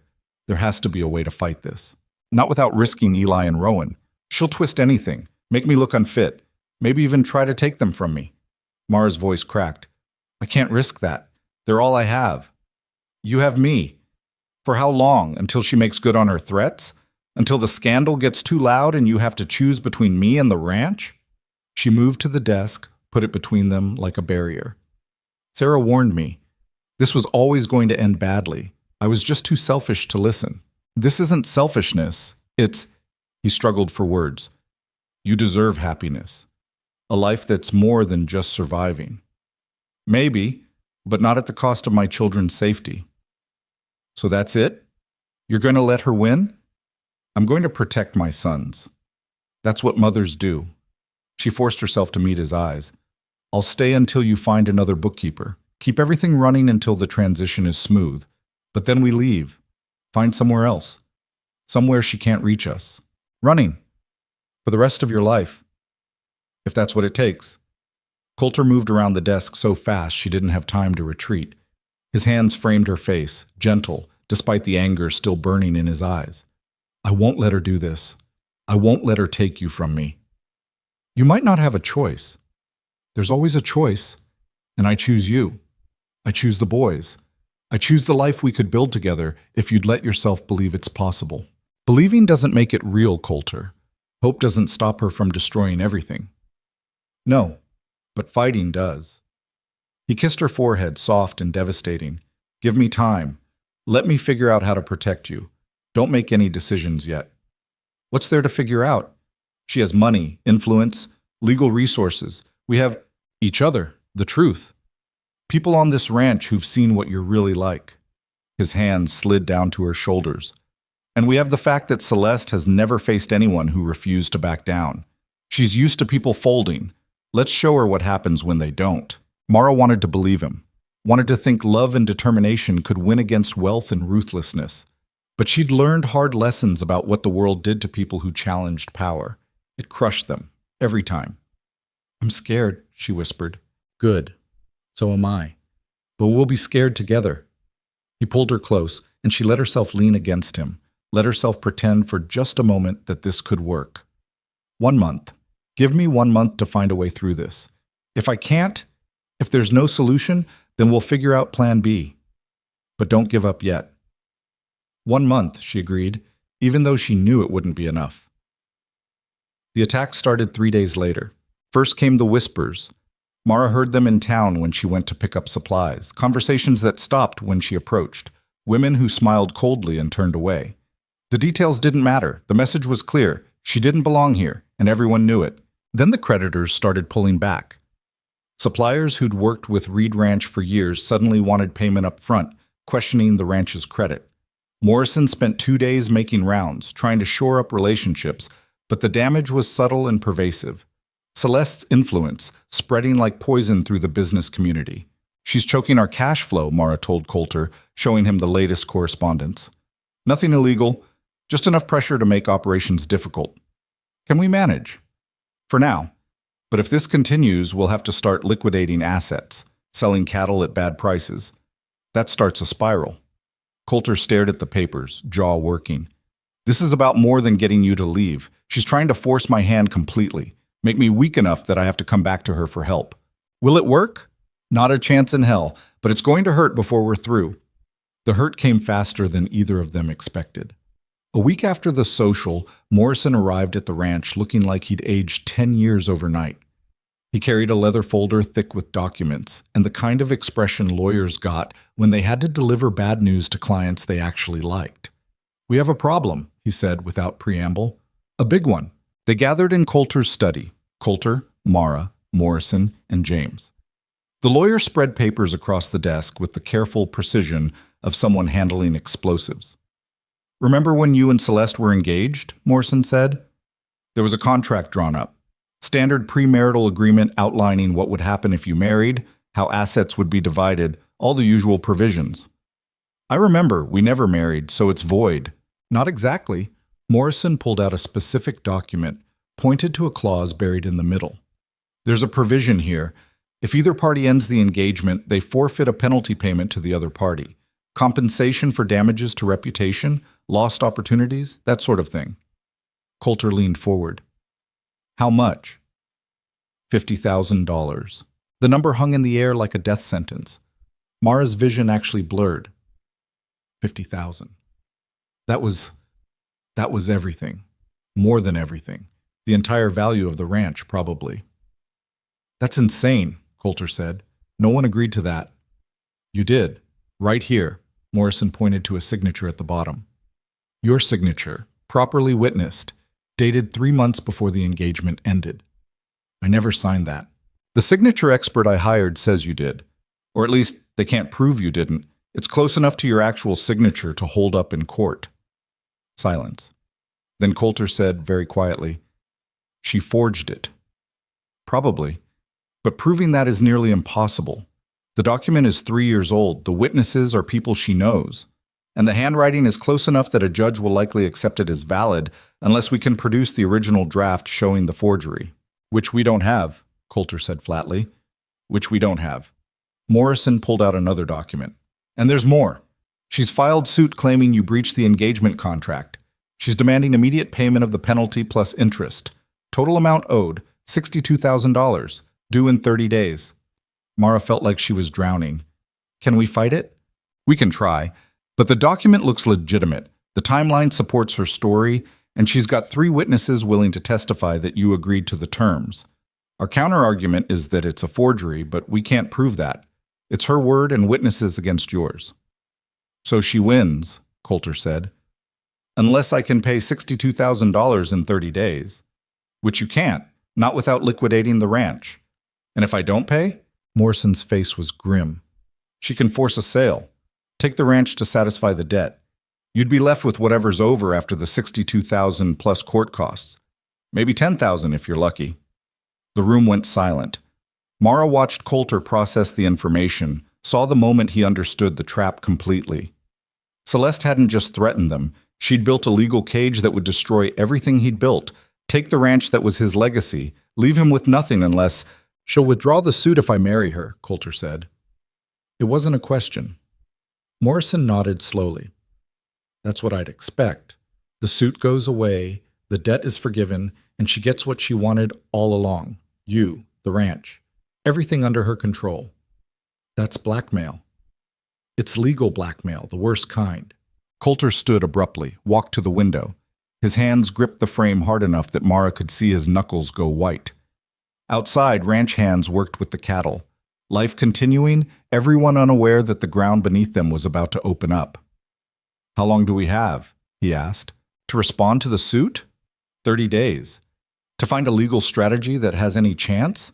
Maybe a week before we need to file preliminary motions. Morrison started gathering the papers. I'll keep looking for options. Maybe we can find the original draft, prove forgery. Maybe we can dig up something on her witnesses. But Coulter, I have to be honest with you. This is bad. The worst I've seen. After Morrison left, Mara sat with the numbers. She ran them every way possible, looking for some mathematical miracle that would make the situation workable. But math didn't lie. They couldn't raise $62,000 in 30 days. The ranch was worth maybe $70,000 in assets, but liquidating that fast meant selling at desperate prices. They'd lose money on every transaction. Even if they sold everything, they'd barely cover the debt. Coulter had built this empire from nothing over 15 years. Celeste was going to tear it down in 1 month. There has to be a way, Mara said, more to herself than to Coulter. There is. I marry her. No. It's the only option that saves the ranch. That protects everyone who works here. 40 families, Mara. If I lose this place, they lose their homes, their income, everything. So you sacrifice yourself? Marry a woman who's blackmailing you, who threatened my children, who's doing all of this out of revenge. Mara stood, fury overriding fear. That's not honor, Coulter. That's surrender. It's responsibility. This ranch is bigger than me, bigger than us. And what about the boys? What about... She couldn't say it, couldn't voice the feelings that had grown between them, the hope she'd let herself nurture despite knowing better. I know, his voice cracked. I know what we're losing, but I don't see another choice. Then look harder. She moved to him, grabbed his arm, forced him to meet her eyes. You told me not to give up. You said we'd fight together. Was that a lie? No, but I was wrong about our chances. You're not married yet. The suit hasn't been decided. We have 30 days. That's enough time to find something, anything that gives us leverage. Like what? We have no money, no legal grounds, no. We have the truth. And we have people who've seen what she really is. An idea sparked, desperate and probably foolish, but better than surrender. Morrison said we need the original draft to prove forgery. What if we find it? She must have kept it somewhere. You want to break into Celeste Beaumont's house and search for a document that might not exist? I want to fight instead of fold. She held his gaze. 1 week. Give me 1 week to find something. If I can't, then you do what you have to do. But don't give up yet. Coulter studied her face, something shifting in his expression. You're serious? Completely. This is insane. Probably. But I'm not watching you marry that woman without trying everything first. She took a breath. I can't give you money or influence or legal resources, but I can give you this. Someone who refuses to let you face this alone. Someone who'll fight dirty if that's what it takes. Is that enough? For a long moment, he didn't answer. Then he pulled her close, kissed her hard and desperate and fierce. When he broke away, his forehead rested against hers. It's more than enough. It's everything. Then let's get to work. The plan formed over the next 3 days. James knew a woman who'd worked in Celeste's household 2 years ago, left after some dispute about wages. She might talk. Frank had connections in town, people who owed him favors, who might be willing to share information. Morrison agreed to file motions that would delay the suit as long as possible, buy them time. And Mara? Mara went through every financial record they had on Celeste's operation, looking for patterns, inconsistencies, anything that might give them an opening. She worked 18-hour days, barely sleeping, driven by fury and fear in equal measure.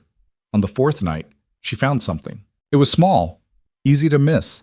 A series of payments from Celeste's ranch to a lawyer in Denver, dated over the past 2 years. Regular, monthly. Far more than someone would pay for routine legal work. And the amounts had increased dramatically in the months after Coulter ended their engagement. What's this? She asked Morrison, showing him the records she'd copied from public filings. He studied them, frown deepening. Those are retainer payments. She's keeping someone on permanent contract. For what? Could be anything. Estate planning, business law, contract work. He looked up. Or it could be something else. Someone helping her build a case against Coulter. Manufacturing evidence. Can we find out? Maybe. I know some people in Denver. Let me make some calls. 2 days later, Morrison returned with information that changed everything. The lawyer Celeste had been paying specialized in document restoration and authentication. He'd been disciplined twice for ethics violations, once for helping a client forge business records, once for suborning perjury. He was exactly the kind of person you hired when you needed paperwork that looked legitimate but wasn't. This proves she forged the contract, Mara said. It suggests it, strongly, but it's not proof. We'd need testimony from the lawyer himself, and he's not going to give that up. Morrison tapped the papers. However, it gives us leverage. If we threaten to expose her connection to this lawyer, bring his history into the case, she'll know we can damage her reputation even if we can't prove the forgery outright. Is that enough? To make her think twice about pushing forward? Maybe. Morrison's expression was grim. But Mara, understand, this is a knife fight now. We're threatening to expose her publicly. She'll retaliate hard. Let her. I'm done being scared of her. Coulter walked in as she said it, took in the papers spread across the desk, the determined look on her face. What did I miss? We found a crack, Mara said. Small one, but enough to make her bleed. She explained the lawyer, the suspicious payments, the leverage it gave them. Watched Coulter process the information, saw hope war with caution in his expression. If we do this, we declare war, he said. No more subtle pressure. She'll come at us with everything. She's already doing that. At least this way we hit back. He looked at Morrison. What do you think? I think you're both crazy, and I think it's the best chance we've got. Morrison started gathering his papers. I'll draft a letter to her lawyers. Make it clear we know about the Denver connection, that we're prepared to bring it into court if they proceed with the suit. Give them 48 hours to respond. And if she calls our bluff, then we go to trial and hope a judge believes us over her. Morrison paused at the door.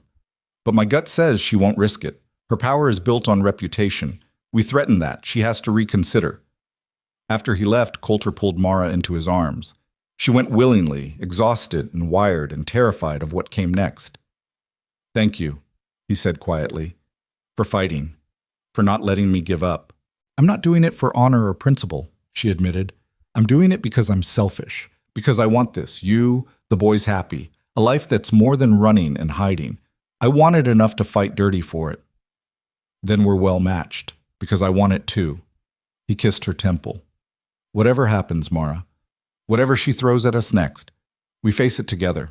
"Together," she agreed and tried not to think about the 48 hours ahead, about Celeste's response, about all the ways this could still fall apart. They'd thrown down the challenge. Now they'd see if Celeste Beaumont could be beaten, or if some enemies were just too powerful to fight. The answer would come soon enough. It always did. The response came in 36 hours, not 48. A rider arrived at dawn carrying a cream-colored envelope sealed with green wax, Celeste's personal mark. Mara watched from the office window as Coulter took it, dismissed the messenger without opening it, and walked back toward the house with the kind of deliberate calm that meant he was furious. He found her still at the desk, surrounded by ledgers she'd been reviewing since 4 in the morning. Sleep had become something other people did. Her world had narrowed to numbers and strategy, and the desperate hope that they'd found a weapon strong enough to matter. Coulter set the envelope on the desk between them like it might explode. "From Celeste." "What does it say?" "Eat our house." "Haven't opened it yet. Wanted you here." He picked up the letter opener, slid it under the seal.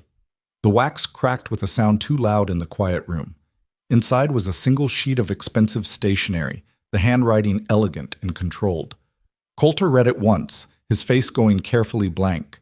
Then he handed it to Mara without a word. The message was brief and devastating. "Mr. Reed, your accusations regarding my legal counsel are spurious and slanderous. However, in the interest of avoiding prolonged litigation, I am prepared to offer a compromise. Marry me by the end of February, and the contract dispute disappears. All debts forgiven. The ranch remains intact. Your employees keep their positions. You have 2 weeks to accept.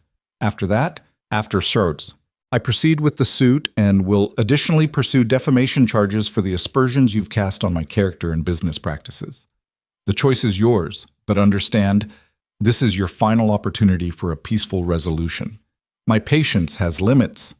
C.B." Mara set the letter down carefully, fighting the urge to crumple it into a ball and throw it across the room. She's not backing down. No, she's doubling down, threatening defamation on top of the contract suit. Coulter's hands clenched. 2 weeks. She's giving me 2 weeks to surrender completely or lose everything. The defamation threat is garbage. Morrison can fight that. Can he? We accused her of forging documents and hiring an unethical lawyer. If we can't prove it in court, that's defamation by definition. He moved to the window, stared out at the ranch he'd built. She's covered every angle. Even our leverage isn't enough. Mara stood, moved beside him. Outside, Frank was working with the twins in the corral, teaching them something about horse care. Eli laughed at something Frank said, the sound carrying faintly through the glass. They looked happy. Safe. Everything she'd wanted for them. "What if we go public?" she said quietly. Coulter turned. "What?" "Not through courts, through people. Tell everyone what she's doing, the forgery, the blackmail, the threats. Let the community decide who to believe. That's social suicide, for both of us. Maybe. Or maybe people are tired of watching Celeste Beaumont manipulate everything to get what she wants." Mara met his eyes. "She's counting on us being too afraid of scandal to fight back. What if we aren't? You'd be destroyed. The widow who seduced her employer and tried to turn him against his former fiancée. That's how they'd tell it. Let them. I've been poor before. I've been desperate before. I've survived worse than gossip." She touched his arm. "But you haven't. The ranch hasn't. Are you willing to risk it?" He was silent for a long moment, working through the implications. Then he said, "Morrison would lose his mind." "Probably. It could backfire completely, make us look like desperate liars. It could. We'd have to tell them everything. About us. About what's growing between us. No more pretending it's just business." "I know." Coulter turned to face her fully, his hands coming up to frame her face. "If we do this, if we make this public, There's no going back. Everyone will know I'm choosing you over her, over money and connections and everything Celeste represents. And if they reject that choice, reject us, then we lose anyway. But at least we lose fighting instead of folding. His thumb traced her cheekbone, gentle, despite the tension radiating through him. Mara, I need you to understand what you're signing up for. The things they'll say about you, about the boys, the rumors and judgment and hate. It'll be brutal. I know, but hiding hasn't worked. Trying to play by her rules hasn't worked. Maybe it's time to break the board completely. He kissed her then, slow and thorough, and full of everything they hadn't said aloud yet. When he pulled back, his forehead rested against hers. Then let's burn it all down. Morrison arrived 2 hours later and did exactly what Mara predicted. He lost his mind. Absolutely not. No, this is legal insanity. He paced the office, hands gesturing wildly. You want to publicly accuse one of the wealthiest women in the territory of fraud and blackmail without proof solid enough for court? That's not strategy, that's suicide.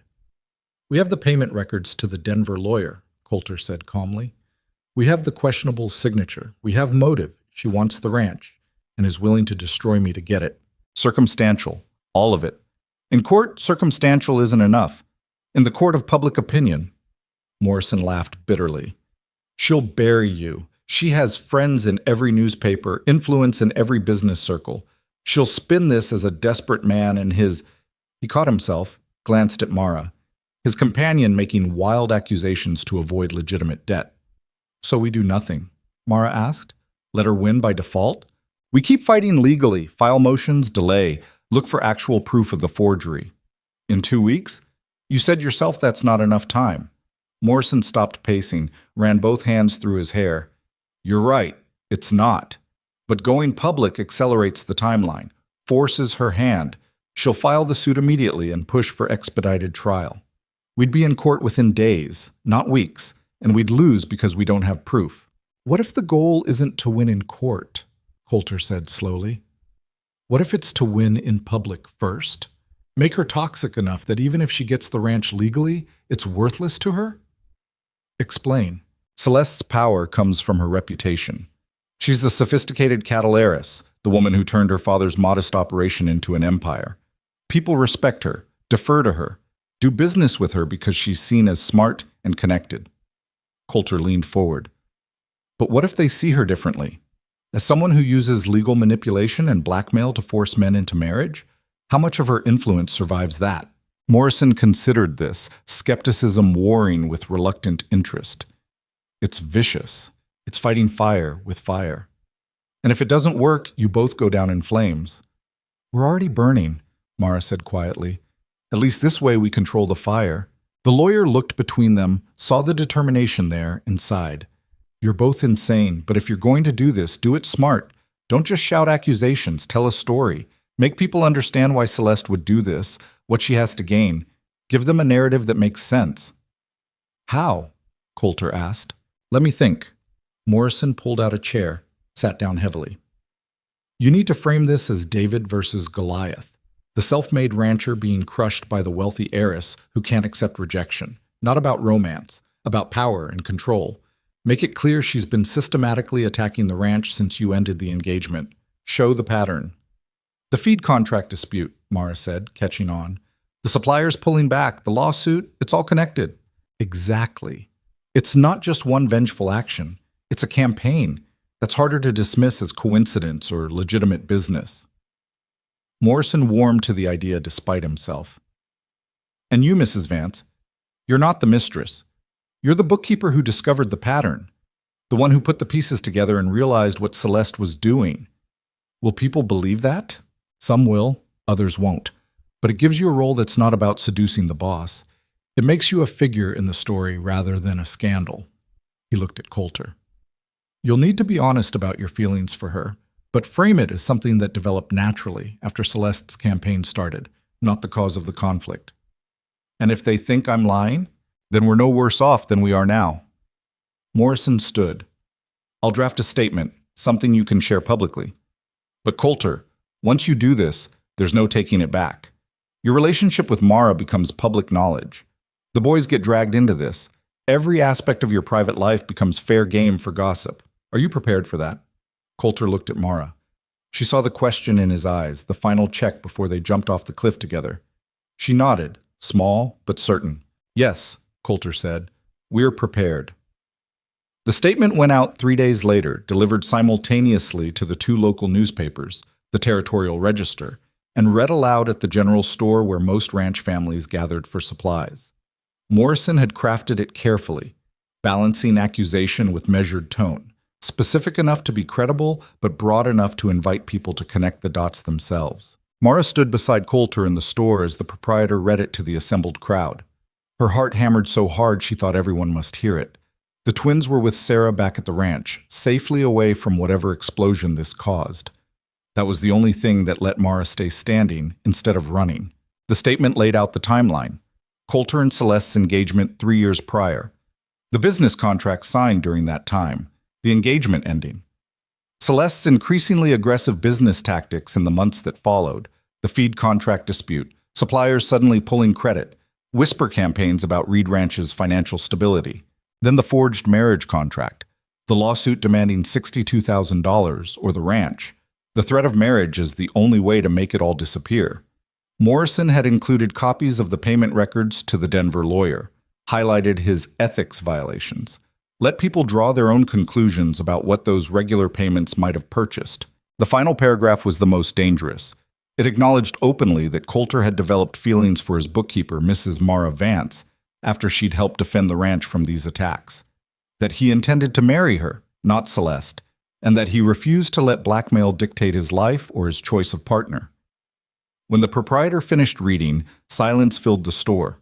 Every eye turned to Coulter and Mara, standing together near the back, hands linked where everyone could see. Then someone laughed. It was Frank, leaning against the counter with his arms crossed. About damn time someone called her out.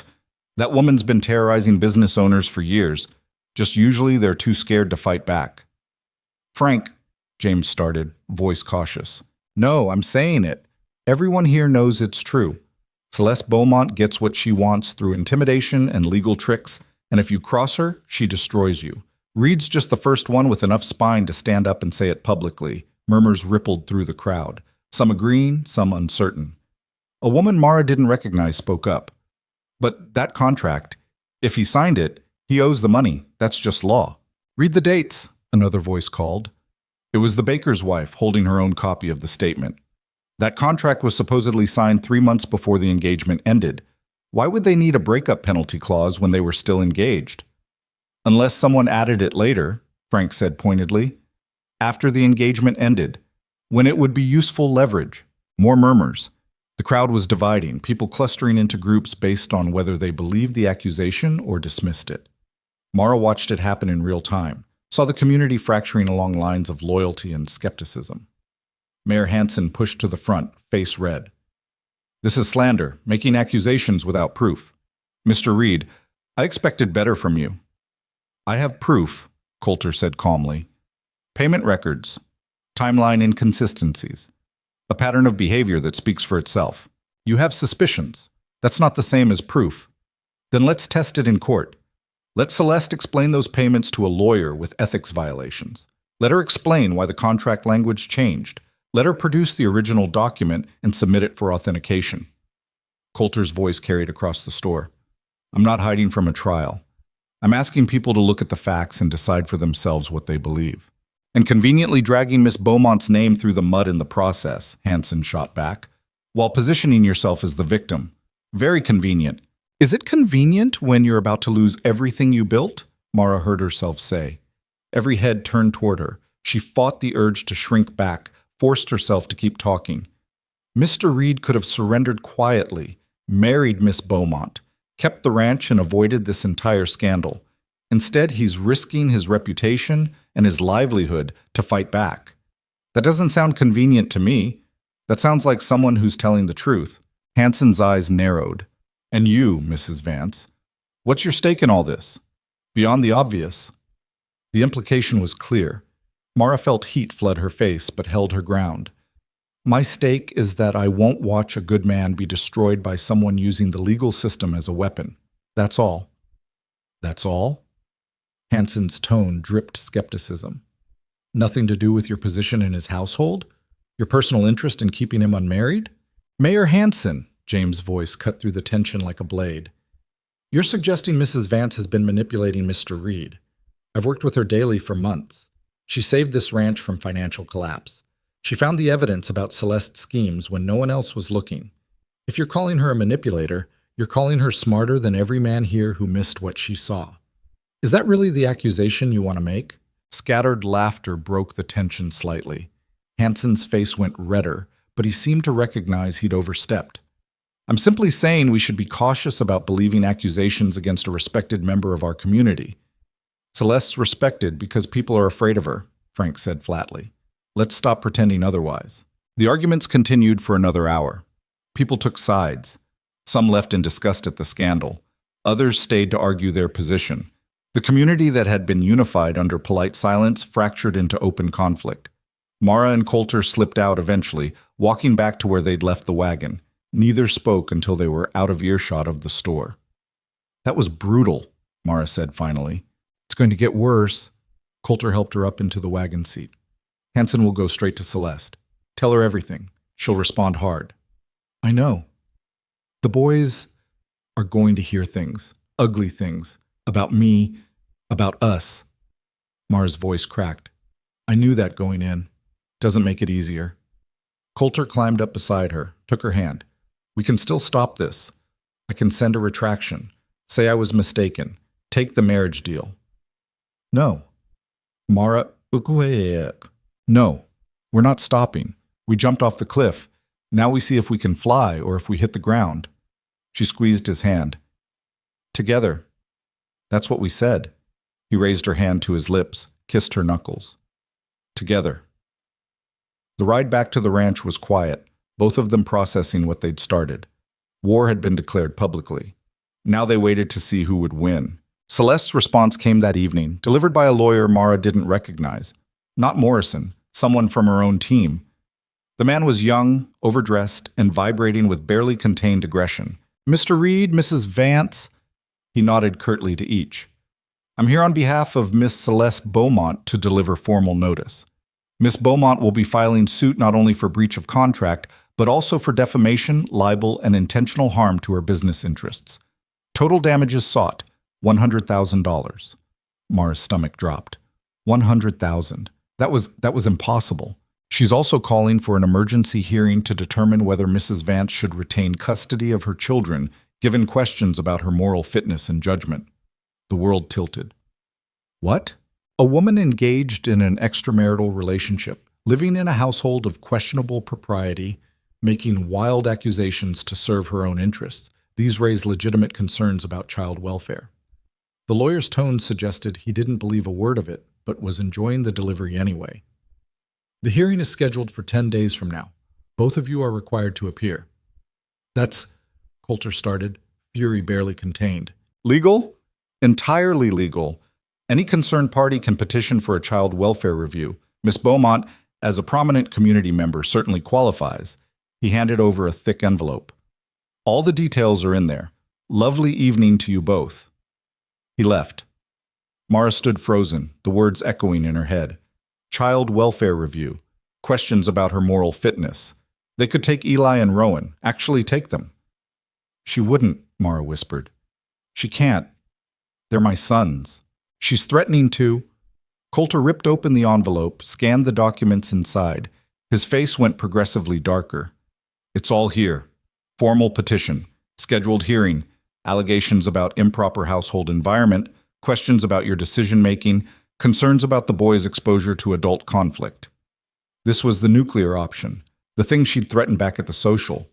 Mara felt like she might throw up. I have to take them and run. Tonight. Before uproar? No. Running makes you look guilty. Proves her allegations about poor judgment. Coulter grabbed her shoulders. Mara, listen to me. This is a scare tactic. She's trying to break us before the court date. It's working. Only if we let it. We fight this too. Show up at that hearing with every character witness we can find. Prove the boys are safe, healthy, happy. That you're a good mother. Who lives with a man she's not married to. Who's embroiled in a public scandal. Who started a relationship with her employer. Mara's voice rose. They're going to tear me apart, and I handed them the knife. Then we take the knife away. He pulled her close, spoke into her hair. Marry me. She went rigid. What? Marry me. Now. Before the hearing. It eliminates half the allegations, the impropriety, the questionable relationship. Makes you a respectable married woman instead of a scandal. That's insane. You can't marry me just to help my custody case. I'm not. I'm marrying you because I love you. He pulled back far enough to meet her eyes. I've loved you since you stood on that prairie with a knife in your hand, ready to fight the whole world to protect your sons. I've loved you through every late night working the books, every morning watching you with the boys, every moment of watching you be brave when you were terrified. This just moves up the timeline. Tears burned in Mara's eyes. Coulter, oh, I know it's fast. I know it's not romantic. I know you deserve better than a proposal driven by legal tactics and desperation. His hands framed her face. But I also know I want to spend the rest of my life with you. Want to raise those boys as my sons. Want to build something real out of all this chaos. So I'm asking, will you marry me? Not just to fight Celeste, but because we're better together than apart. She should say no. Should tell him he was making a mistake, that marrying her now would only make the scandal worse, that love wasn't enough to overcome everything stacked against them. But looking into his eyes, seeing the absolute certainty there, she couldn't make herself refuse. Yes, she whispered. Yes, I'll marry you. He kissed her, and for a moment the whole terrible situation fell away. There was just this. The two of them, choosing each other, despite the world burning down around them. Then reality crashed back.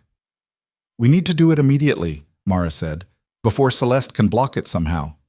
Tomorrow morning. Morrison can arrange it. Quick ceremony, minimum witnesses. The boys should be there, of course. It's their family too now. He held her tighter. Mara, I promise you, I won't let her take them. I won't let her take anything else from us, whatever it costs. What if the cost is too high? There is no cost too high. He said it with absolute conviction. Not for this. Not for you. They told the boys that night after dinner. Eli and Rowan sat on the bed in their room, looking between Mara and Coulter with wide eyes. We're going to get married, Coulter said simply. Tomorrow. Your mother and I. That means I'll be your stepfather. Officially. Silence. Then Eli said, voice careful, Does that mean we get to stay here? Forever? It means we're a family, Mara said. All of us. Forever. But what about the mean lady? Rowan asked. The one everyone's talking about. Jenny said she wants to hurt us. Mara shot a look at Coulter. They tried to keep the details from the boys, but of course the ranch staff talked. Children heard everything. She's trying to cause problems, Coulter said, but she's not going to succeed. We're not going to let her. Because you're getting married? Eli asked, too smart for his 7 years. Partly, but mostly because we love each other. And we love you too. And sometimes when people love each other, they fight for that, even when it's hard. Rowan looked at Mara. Do you love him, Mama? Yes, she said, the word coming easier than she'd expected. I do. And you love us too? More than anything in the world. Then okay, Rowan nodded seriously. We can fight the mean lady together. Eli wasn't as easily convinced. What if she wins? What if we have to leave? Then we leave together, Coulter said firmly. All 4 of us. But I don't think we're going to lose. I think we're going to show everyone that families like ours, built from scratch, chosen instead of born, are just as real and strong as any other kind. Promise? Eli's voice was small. Promise. The boys seemed to accept this. They went to bed quietly, whispering to each other in the dark. Mara stood in the doorway watching them, Coulter beside her. I just gave them hope, she said quietly. What if we can't deliver? Then we gave them hope anyway. That's not nothing. He put his arm around her shoulders. Get some sleep.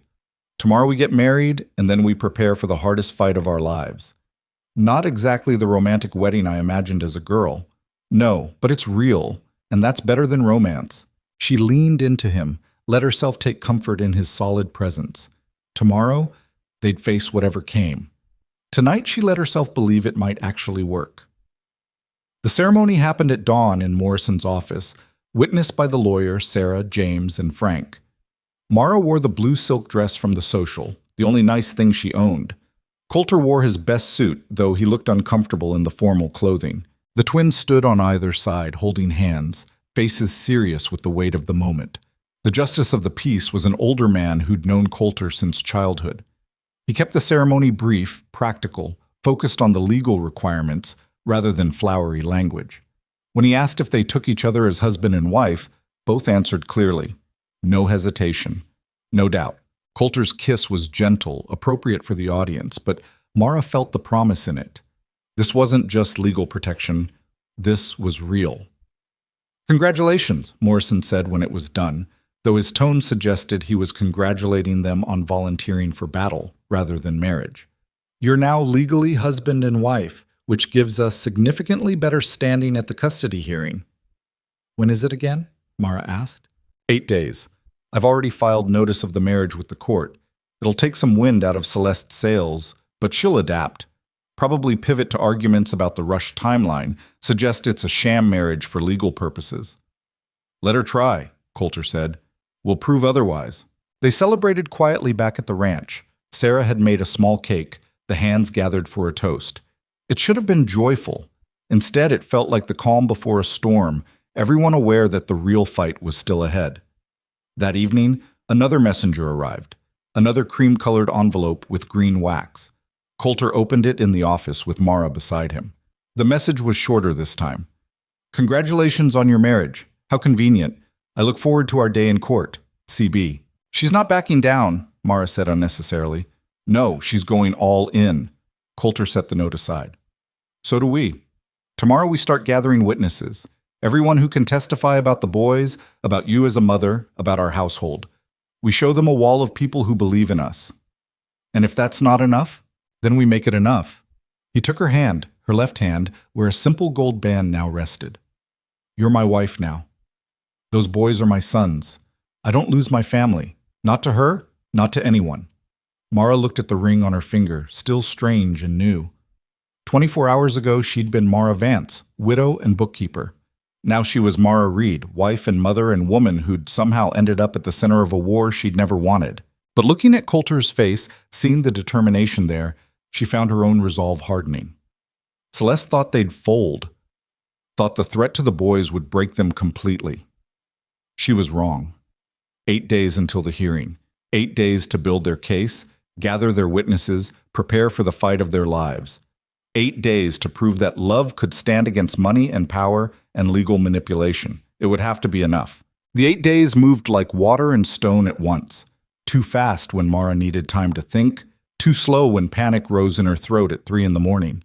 She and Morrison worked 16-hour shifts building their case, pulling together everyone who'd witnessed the boys' transformation at the ranch, documenting every moment that proved Mara was exactly what she claimed, a mother doing everything humanly possible to keep her children safe. Sarah testified to how the twins had arrived half-frozen and terrified, how they'd bloomed under stable care. Frank described teaching them to ride, watching them gain confidence and joy. Jenny detailed the boys' routines, bedtimes and meals and homework sessions at the kitchen table. Even the ranch hands who barely knew Mara offered statements about seeing a devoted mother who put her sons above everything else. Morrison compiled it all into a folder 3 inches thick. It's good, he said on the 6th day, reviewing their materials. Really good. But Celeste will have her own witnesses. People who'll testify about the rushed marriage, the scandal, the questionable judgment of getting involved with an employer while dependent on him for survival. Because wanting happiness is questionable judgment, Mara said bitterly. To some people? Yes. Especially when you're poor and he's wealthy, they'll say you calculated every move. Morrison's voice was gentle but honest. I'm not saying it's fair.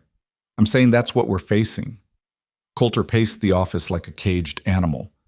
So what do? Just take the hits and hope the judge believes our side? We tell the truth, all of it. Don't hide from the hard parts. Acknowledge them. Yes, the marriage was fast. Yes, the situation is complicated. But make them see it's also real. Morrison looked at Mara. That's your job. Show them who you are. Not perfect, just honest. The night before the hearing, Mara couldn't sleep. She stood on the porch watching snow fall across the ranch, trying to memorize this place in case it was the last night she spent here. The boys were asleep upstairs, warm and safe, and completely unaware that tomorrow might tear their world apart again. She heard Coulter before she saw him, his footsteps heavy on the wooden planks. "You should rest," he said, coming to stand beside her. "Can't. My brain won't stop running scenarios." She pulled her shawl tighter. "What if Morrison's wrong? What if the judge decides I am unfit? That the boys would be better off in an orphanage or with some respectable family who doesn't carry scandal? That won't happen." "You don't know that. I know you." He turned her to face him, hands firm on her shoulders. "I know that you walked through a blizzard to keep those boys alive. That you took work sorting through a drunk man's chaos rather than accept charity. That you faced down Celeste Beaumont without flinching. Any judge who sees you, really sees you, will know you're exactly the mother those boys need. And if seeing isn't enough, if money and influence win anyway?" Coulter was quiet for a moment. Then he said, "Then we take the boys and we disappear. Go somewhere Celeste's reach doesn't extend. Start over with nothing but each other." "You'd give up the ranch?" "In a heartbeat. If it's the ranch or you three, there's no contest." His voice was absolutely certain. "I built this place from dirt and will. I can build another one. But I can't build another you. Another chance at being part of a real family." Mara felt tears prick her eyes. "I never asked you to sacrifice everything for us. You didn't have to ask. That's what family means. You don't calculate the cost. You just do what needs doing." He pulled her close, and she buried her face in his chest, breathing in wool and leather and the solid reality of him.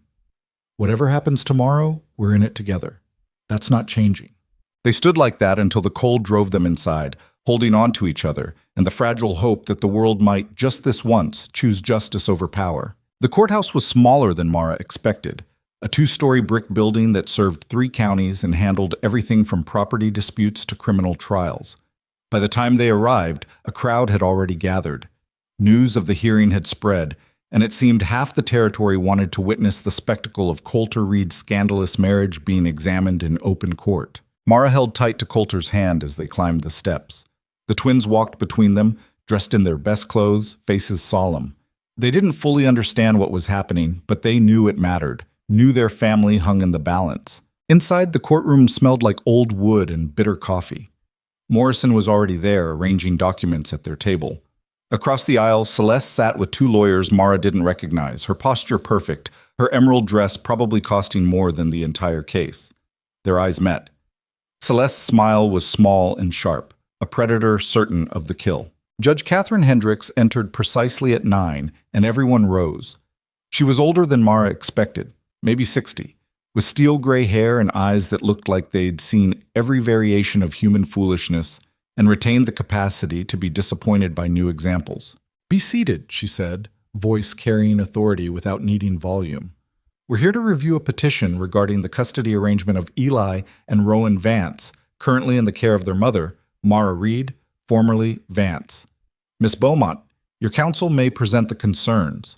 Celeste's lead lawyer stood, a man named Thornton with silver hair and a suit that probably cost more than most people's monthly wages. "Your Honor, we're here because serious questions have arisen about Mrs. Reed's fitness as a guardian. Specifically, her pattern of making impulsive decisions that prioritize her own interests over the welfare of her children." He laid out the case methodically. The rushed marriage to an employer, the public scandal, the boys being exposed to adult conflicts and legal battles, living in a household where the relationship between the adults had developed under ethically questionable circumstances, dependency, gratitude, and power imbalance, creating a situation where true consent was debatable. "Mrs. Reed entered Mr. Reed's employment while destitute and desperate," Thornton said. "She became romantically involved with him while living under his roof, dependent on his charity for her children's survival. Then, when facing scrutiny for this relationship, she married him with suspicious speed. This pattern suggests someone who makes decisions based on survival instinct rather than genuine care for her children's emotional and moral well-being." Mara's hands clenched in her lap. Every word was designed to paint her as calculating and selfish, a woman who'd use anyone, even her own employer, to secure her position. Morrison stood when Thornton finished. "Your Honor, what my colleague describes as suspicious could also be called resilient." Mrs. Reed is a widow who lost her husband 6 months ago. She could have given up when her wagon broke down in a blizzard. Instead, she fought to keep her children alive. When offered work, she took it and proved herself invaluable. When she fell in love, yes, in complicated circumstances, she didn't hide it. She married the man she loves, which seems like exactly the kind of stable, honest choice we should want parents to make. Honest? Thornton scoffed. She married him 8 days before this hearing. The timing alone suggests two people who wanted to formalize their commitment before facing legal scrutiny together, Morrison interrupted. Nothing about the timing indicates deception. If anything, it shows courage. Judge Hendricks raised a hand. Save the arguments for later. I want to hear from witnesses. Miss Beaumont's side first. What followed was brutal.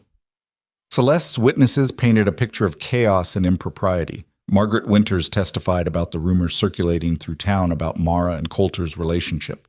Mayor Hanson suggested that Coulter's judgment had been compromised by infatuation. A society matron from 2 counties over spoke about the importance of children being raised in morally upright households with clear examples of proper behavior. None of them had met Eli or Rowan. None of them had seen the boys at the ranch. But they spoke with authority about what children needed, and their expensive clothes and confident bearing gave weight to words that were all theory and no substance. Then it was Morrison's turn. He called Sarah first. The housekeeper took the stand looking uncomfortable in formal dress, but absolutely certain in her testimony. "Those boys arrived here half dead," she said bluntly. "Frozen, terrified, hungry. Mrs. Reed had kept them alive through circumstances that would have killed most people.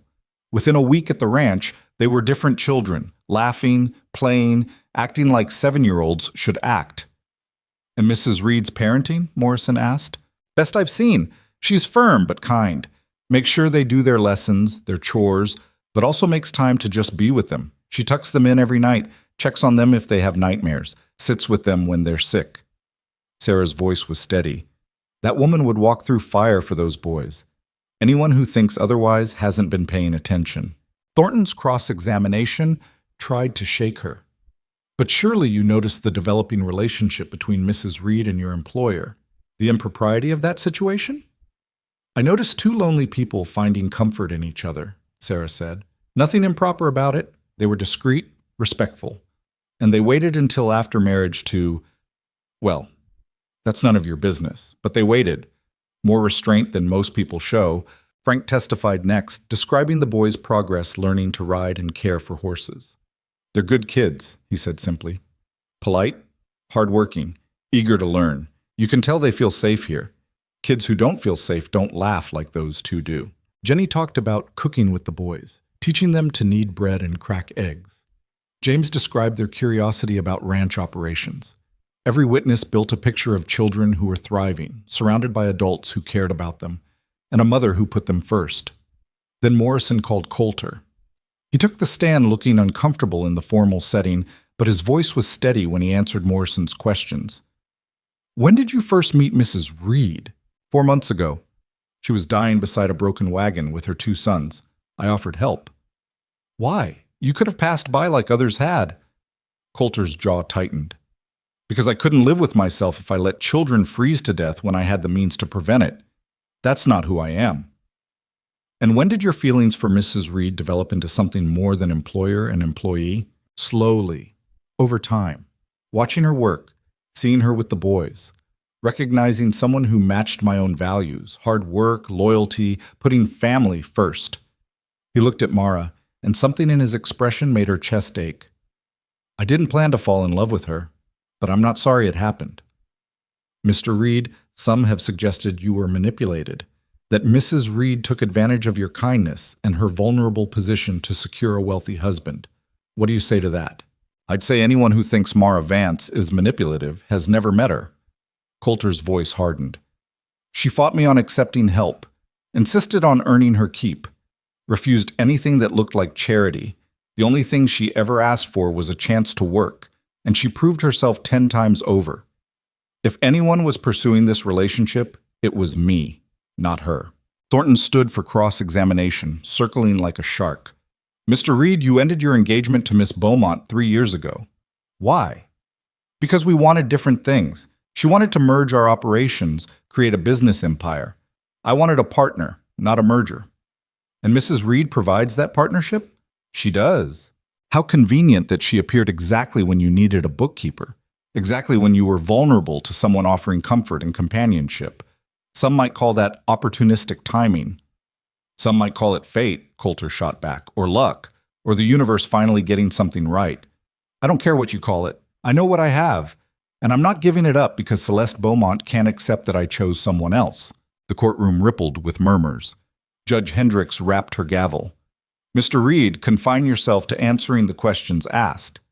Apologies, Your Honor, but the question was about timing, and my answer stands. The timing was right. That's all. Morrison called Mara last. She took the stand with her heart hammering, acutely aware of every eye in the courtroom tracking her movement. This was it. The moment where she had to convince a judge she didn't know that she deserved to keep her children. Morrison's questions were gentle, building her story piece by piece. Her marriage to Daniel, his death, the journey west that ended in disaster, Coulter's rescue, her work at the ranch, the growing feelings she'd tried to deny because they seemed impossible. Mrs. Reed, why did you marry Coulter when you did? Because I love him. Because my children love him. Because the threat of losing them made me realize that hiding what we felt, trying to be respectable and proper, wasn't protecting anyone. It was just making us all miserable. She looked at the judge directly. I married him when I did because it was the right time, not the convenient time. The right time. Thornton's cross-examination was designed to dismantle her. Mrs. Reed, you've been widowed for 6 months. Some might say that's not enough time to grieve properly before pursuing a new relationship. Some people aren't trying to keep 2 children alive through a frontier winter with no resources, Mara said. Grief is a luxury. I couldn't afford it then. I still can't. But that doesn't mean I didn't love my husband or don't honor his memory. Yet, you're asking this court to believe you genuinely love Mr. Reed after only 4 months of acquaintance. I'm asking this court to believe I know my own heart. I'm 31 years old, Mr. Thornton. I've been married before. I understand the difference between gratitude and love, between security and affection. What I feel for Coulter is real. It's also none of this court's business unless it affects my ability to parent my children, which it doesn't. Doesn't it? You've exposed them to scandal, to adult conflicts, I've exposed them to a household where adults work hard, treat each other with respect, and don't lie about their feelings. Mara interrupted. I've shown them that family isn't just blood, that love can be chosen, that sometimes the right thing to do is fight for what matters instead of accepting what's easy. If that's damaging them, then I'll accept that judgment. But I don't believe it is. Thornton tried several more angles, but Mara held her ground. She wasn't perfect, she'd made mistakes, but she was a good mother, and everyone who'd actually met her children could see it. Finally, Judge Hendricks called for closing arguments. Morrison stood first. Your Honor, this case is simple. A mother kept her children alive against impossible odds. She found stable work and a safe home. She fell in love with a good man who treats her sons like his own. Now, a wealthy woman who can't accept romantic rejection is using the legal system to punish that mother by threatening her children. That's not justice. That's weaponized privilege. Mrs. Reed isn't perfect, but she's exactly what those boys need, someone who will fight for them, no matter the cost. I ask that you dismiss this petition and let this family be. Thornton's closing was equally forceful. Your Honor, intentions don't matter, results matter. Mrs. Reed has placed her children in the middle of a public scandal. She's made decisions based on emotion rather than reason. She's created an unstable environment where adult conflicts take precedence over children's needs. The boys may appear happy now, but what happens when this rushed marriage fails? When Mr. Reed realizes he was manipulated? These children deserve stability, not drama. We ask that you place them temporarily with a neutral family while Mrs. Reed demonstrates she can provide appropriate long-term care. Judge Hendricks was silent for a long moment after both men sat down. She looked at the documents before her, then at Mara, then at the twins sitting in the front row between Sarah and Frank. I'm going to ask those boys to approach the bench, she said finally. Morrison started to object, but Hendricks waved him off. I'm not questioning them formally. I just want to look at them. Eli and Rowan walked forward, holding hands, looking small and terrified. They stood before the judge's elevated desk, craning their necks to see her face. Eli and Rowan, Is that right? Hendricks asked, voice gentler than it had been all day. They nodded in unison. Are you happy living at the ranch? Another nod. Do you like Mr. Reed? Yes, ma'am, Eli said, finding his voice. He teaches us things. How to ride and rope and fix things. He's nice to Mama. And your mother, does she take good care of you? She's the best mama, Rowan said, earnest and absolute. She keeps us safe. She loves us even when we're bad. Something shifted in the judge's expression. She looked at the boys for another long moment, then nodded. Go sit down, boys. Thank you. After they returned to their seats, Hendricks addressed the courtroom. I've heard a lot of testimony today about propriety and scandal and what children need, but I've been a judge for 30 years and I've learned that children need very simple things. Safety, food, someone who loves them unconditionally. I see children who have all three. I see a mother who's fought like hell to provide that, even when circumstances were stacked against her. She looked at Celeste. Miss Beaumont, I appreciate your concern for child welfare, but I suspect this petition has less to do with those boys and more to do with your feelings about Mr. Reed's marriage. That's not appropriate use of this court. Celeste's face went white, then red. Your Honor, I'm not finished. Mrs. Reed, your situation is unconventional. Your timeline is fast. Some of your choices might not be what I would recommend, but unconventional isn't the same as unfit. Fast isn't the same as wrong. And from what I've seen, those boys are exactly where they belong. She picked up her gavel. The petition is denied. Custody remains with Mrs. Reed, case closed. The gavel fell and the sound echoed through the courtroom like thunder. For a moment, Mara couldn't process it. She sat frozen, the words not quite reaching her brain. Then Coulter's arm came around her shoulders, and Morrison was grinning, and the twins were running toward her, and she understood. They'd won. She dropped to her knees and caught the boys as they crashed into her, wrapping them in her arms and burying her face in their hair. It's okay, she whispered over and over. We're okay. We're staying together. I told you, Eli said, muffled against her shoulder. I told you we'd win. Behind them, Celeste stood abruptly, her face a mask of rage barely contained. She said something sharp to her lawyers, then swept toward the exit without looking back. Her moment of control was over. The power she'd wielded so confidently had failed against something as simple as a mother's love, and the truth told plainly. Outside the courthouse, the crowd that had gathered to watch the spectacle now parted uncertainly. Some looked disapproving. Others seemed thoughtful, perhaps reconsidering the stories they'd believed. Frank clapped Coulter on the back hard enough to stagger him. Sarah hugged Mara and the twins together, her weathered face wet with tears. You did it, she said. You actually did it. We did it, Mara corrected. All of us. Morrison joined them, looking exhausted but triumphant. That was closer than I wanted, but Hendricks came through. She's fair. Doesn't let money buy outcomes. What about Celeste's other lawsuit? Coulter asked. The contract dispute? Without the custody threat as leverage, I suspect she'll drop it. Fighting in court means exposing her tactics publicly. She won't want that. Morrison's smile was sharp. And if she doesn't drop it, we have enough ammunition now to make her regret proceeding. They rode back to the ranch in the wagon, the twins chattering excitedly about what the judge had said, how they'd been brave, what they wanted for dinner to celebrate. Mara listened with half her attention, the other half still processing what they'd survived. You all right? Coulter asked quietly. I don't know. I think so. It doesn't feel real yet. It will. Give it time. He took her hand, threaded their fingers together. We're married. The boys are safe. Celeste lost. That's real enough for now. That night, after the boys were asleep and the house had settled into quiet, Mara and Coulter stood on the same porch where he'd first offered her shelter months ago. Snow fell soft and steady, covering the world in white. I keep thinking about that day, Mara said. When you found us on the prairie, how close we came to dying out there. Don't think about it. I have to, because if you'd ridden past like everyone else, none of this would exist. The boys wouldn't be upstairs dreaming about horses. I wouldn't be standing here as your wife. We'd just be 3 more people who didn't make it west. But I didn't ride past. And you did make it. He pulled her close, his chin resting on top of her head. That's what matters. Not what almost happened. What did happen. We got lucky. We got brave. There's a difference. He was quiet for a moment, then said, "You know what I learned through all this? That the things worth having are worth fighting dirty for. That love isn't about being proper or respectable. It's about showing up even when it's hard, especially when it's hard." That sounds like something you'd say to the boys. It's something I'd say to anyone who'll listen, including myself. He turned her to face him. I spent years after Celeste building walls, keeping people at distance, telling myself that being alone was safer than risking getting hurt again.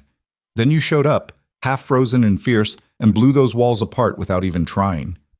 I didn't mean to. I know. That's what made it work.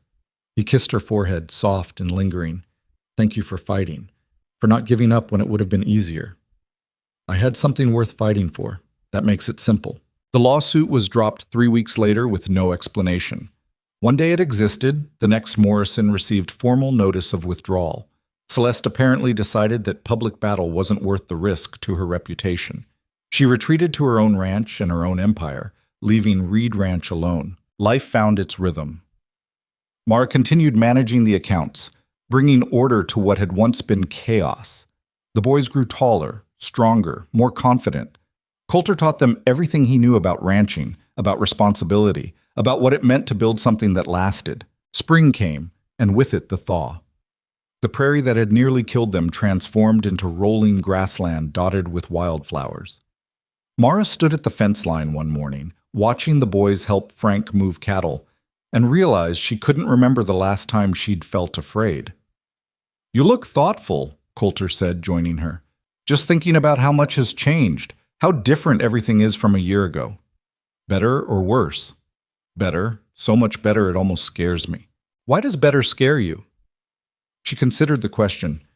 "Because I spent so long just trying to survive that I forgot happiness was possible. Now that I have it, I keep waiting for something to take it away." "Nothing's taking it away. Not if I have anything to say about it."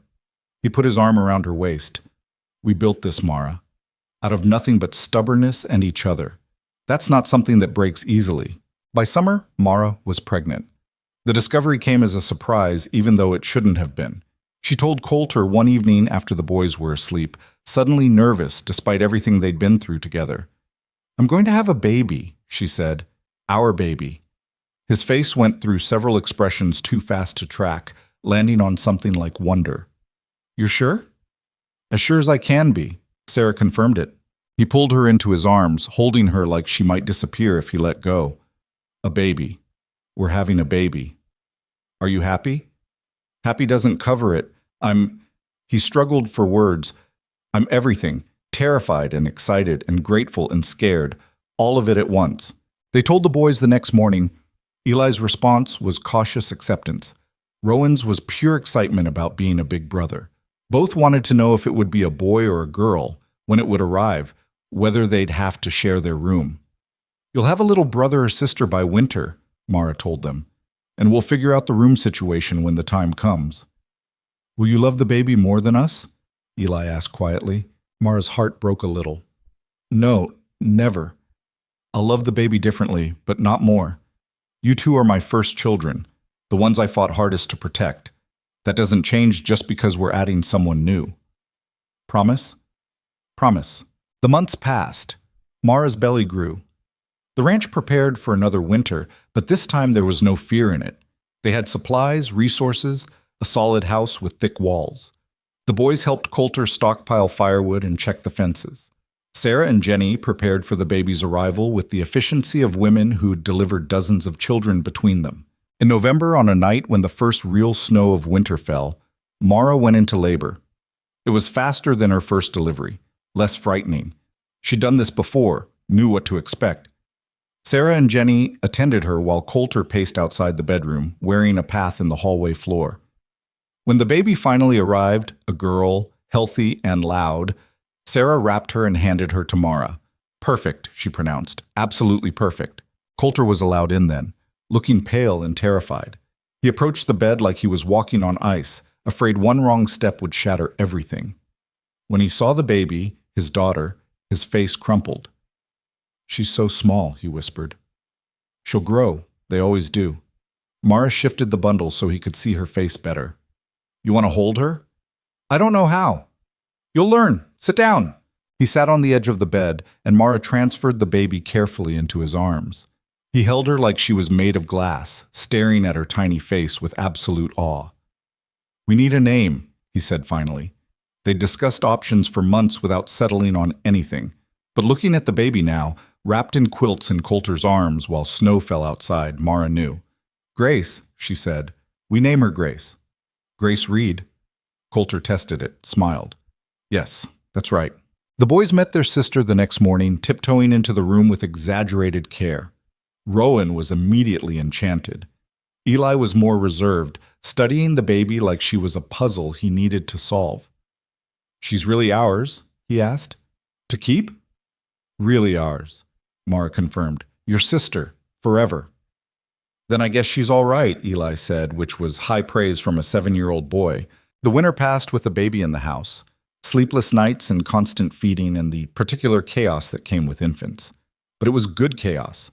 The kind that meant life continuing, family growing, something built from scratch becoming something permanent. One evening in late winter, Mara found Coulter in the office.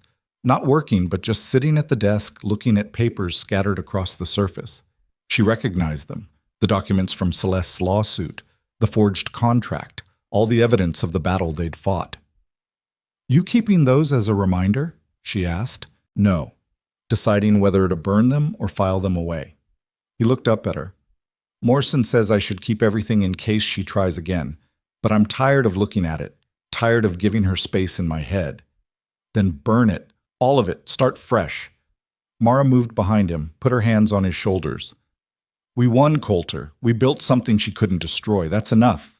He gathered the papers, carried them to the fireplace in the main room. Mara, the boys, even Sarah and Frank came to watch as he fed the documents into the flames. The fire consumed Celeste's threats, turning them to ash and smoke. When the last page had burned, Coulter dusted off his hands. "There, done." He looked at Mara. "No more looking back. Only forward." "Forward," she agreed. Spring came again, and with it the anniversary of the day Coulter had found them on the prairie. A full year of life at Reed Ranch. A full year of building something from nothing. They marked it quietly. No celebration, just acknowledgement. Mara stood at the fence line again, watching the boys play with Frank's dog while Grace napped in her carrier. The prairie stretched out before her, beautiful and harsh and indifferent to human struggle. A year ago it had nearly killed them. Now it was just landscape, something to observe without fear. "What are you thinking?" Coulter asked, joining her like he always did. "That we made it. Against odds that should have crushed us. We actually made it." "We did, though it wasn't easy. Nothing worth having is." She leaned against him. "You know what I learned? That family isn't about blood or circumstances or doing everything perfectly. It's about showing up, choosing each other every day even when it's hard, especially when it's hard." Sounds like something you'd tell the children. "Maybe I will, when they're old enough to understand it." She watched Eli help Rowan climb a fence, the older twin patient and protective. "They're good boys. They're going to be good men." "They will. Because they have you as an example, someone who fought for them when it mattered most." Grace woke with a small cry, and Mara lifted her from the carrier, settling her against her shoulder. The baby looked around with wide eyes, taking in the world like everything was new and fascinating, which it was, Mara supposed. When you were 6 months old, everything was a discovery. "What do you think her life will be like?" Coulter asked, touching Grace's tiny hand with one finger. "Better than mine was. Safer. More certain." Mara kissed her daughter's head. "But also harder in ways I can't predict. The world changes. We can't protect her from everything." "We can try? We can teach her to protect herself, to be brave like her brothers, to fight for what matters." She looked at Coulter. "That's the best we can do, I think. Give them the tools and hope they use them well." As summer deepened, the ranch thrived.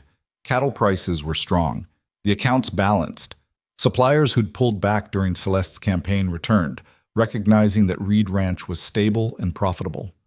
Life found its rhythm. The daily work of ranching, the chaos of raising 3 children, the quiet moments stolen between crises. One afternoon, a rider approached the ranch. Mara watched from the office window as Coulter went to meet him, exchanged words, then took an envelope. Her stomach clenched. Envelopes never meant good news. But when Coulter came inside, he was smiling. "What is it?" she asked. "Letter from Morrison. The territorial governor signed off on the adoption paperwork. It's official. Eli and Rowan are legally mine. They're Reed boys now, not just Vance boys living in my house." Mara's eyes burned. "You adopted them?" "Started the process months ago. Didn't want to say anything until it was done in case something went wrong." He set the letter on the desk. "But it's done now. They're mine. Ours. No question, no ambiguity. Full legal adoption." "They're going to be so happy. They already know they're part of this family. This just makes it official." He pulled her close. "Same as marrying you made us official. It's all just paperwork catching up to what's already real." They told the boys that evening. Eli cried, though he tried to hide it. Rowan asked approximately 50 questions about what being adopted meant. Both wanted to know if they could call Coulter father now instead of Mr. Reed or Coulter. "You can call me whatever feels right," he told them. "There's no rules, just whatever makes sense to you." Rowan tried father immediately and never looked back. Eli stuck with Coulter for another month before slowly, carefully switching to Pa. The first time he used it naturally, not thinking about it, Mara saw Coulter's eyes go bright before he turned away. That fall, a journalist from Denver came through, writing a series on successful frontier ranches.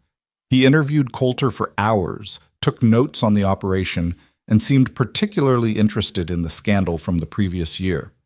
"I heard there was quite a legal battle," he said. "Some dispute with Celeste Beaumont?" "There was. It's resolved now." Coulter's tone made it clear the topic was closed. "Still, must have been difficult, fighting someone with her resources. What was difficult was watching someone try to use the legal system as a weapon. But justice worked like it's supposed to. That's the story, if you want one worth printing." The article ran a month later, focusing on Reed Ranch's growth and management practices. It mentioned Coulter's marriage to his bookkeeper and the subsequent custody challenge, but framed it as a footnote, something overcome rather than something defining. Celeste's name appeared once in a paragraph about business partnerships that had dissolved. Mara read it and felt something release in her chest. They weren't the scandal anymore. They were just a family that had faced challenges and survived. Years passed. The twins grew into young men who knew ranching and numbers with equal facility. Grace became the kind of daughter who could ride and rope as well as her brothers, who demanded equal treatment and got it. 2 more children joined them, another boy and a girl, filling the house with noise and chaos and the particular exhaustion that came with a large family. Mara's hair showed gray at the temples before she was 40. Coulter's face gained lines around his eyes. The ranch expanded, prospered, became known as one of the finest operations in 3 territories. They employed 60 people, supported local businesses, built a school that served ranch families for 50 miles. But the core of it, the thing that mattered, stayed the same. A family built from nothing. From a widow dying beside a broken wagon and a man who'd chosen mercy over convenience. From courage and stubbornness and the refusal to let fear or circumstance dictate their future. One winter evening, when Mara was 45 and feeling every year of it, she stood on that same porch where so much of their story had unfolded. Grace, now 15 and full of opinions, was arguing with Eli about something in the house. Rowan was in the barn with the youngest children, teaching them to care for a new colt. Inside, Coulter worked on account books, reading glasses perched on his nose. It was ordinary, completely, beautifully ordinary. Sarah joined her, moving slower than she used to, but still sharp as ever. "You look satisfied," she observed. "I am. Is that allowed?" "After what you've survived?" "I'd say it's earned." Sarah was quiet for a moment. "You know what I remember most? That first night you arrived. You looked half dead and completely terrified, but you weren't broken. Some people break when the world gets hard. You didn't." "I had the boys. Breaking wasn't an option. It's always an option. You chose not to take it." Sarah touched her arm. "That's worth remembering. On the hard days, and there will still be hard days, remember that you're the kind of person who fights, who builds, who makes family out of nothing but will and love." "Is this your version of wisdom now that you're old?" "I've always been wise. You just weren't ready to hear it." But Sarah smiled. "Go inside. Be with your husband and your chaos. I'll watch the sunset alone." Mara went inside to find Coulter closing the ledger. He looked up when she entered, and his face softened the way it always did when he saw her. 20 years hadn't changed that. "Everything balanced?" she asked. "Close enough? We're profitable, the books are clean, no disasters on the horizon." He set the glasses aside. "In other words, boring and perfect." "I like boring. So do I." Turns out boring is underrated. He pulled her onto his lap, and she settled there like it was the most natural thing in the world. "Grace wants to go to university, study law." "I know," she told me. "Should we let her? Can we stop her?" He laughed. "Fair point. That girl got all your stubbornness and none of my sense of self-preservation." "Your sense of self-preservation?" Mara raised an eyebrow. "You're the one who stopped for a dying widow on the prairie. Married her against all advice. Fought a legal battle you couldn't afford to lose. Where was your self-preservation?" "Apparently I left it somewhere around the time I fell in love with you." He kissed her temple. "No regrets, though. Not one. Not even when we're exhausted and broke and the children are disasters? Especially then, because those are the moments that prove what we built is real. Anyone can be happy when things are easy. We're happy when things are hard. That's different." Later, after the children were asleep and the house had settled into quiet, Mara stood in the doorway of each bedroom checking on sleeping faces. Eli and Rowan in one room, still sharing though they could each have their own. Grace in another, surrounded by books. The younger children piled together like puppies. 5 children. 5 lives that wouldn't exist without the choices she and Coulter had made. Without that moment on the prairie when he'd chosen mercy. Without her choosing to fight for happiness instead of just survival. She found Coulter in their bedroom, standing at the window looking out at the ranch spread beneath the stars. She joined him, fitting against his side like a puzzle piece finding its place. "What are you thinking?" she asked. "That I built this place to prove I could. To show I was more than my father's failures. To matter." He was quiet for a moment. "But that's not what makes it worth anything. You and the children, that's what matters. The rest is just property." "It's more than property. It's legacy. Proof that people who start with nothing can build something that lasts. Our legacy isn't the ranch. It's them." He nodded toward the house full of sleeping children. "Everything we survived, everything we fought for, it only matters because they exist, because we gave them a chance to grow up safe and loved and strong."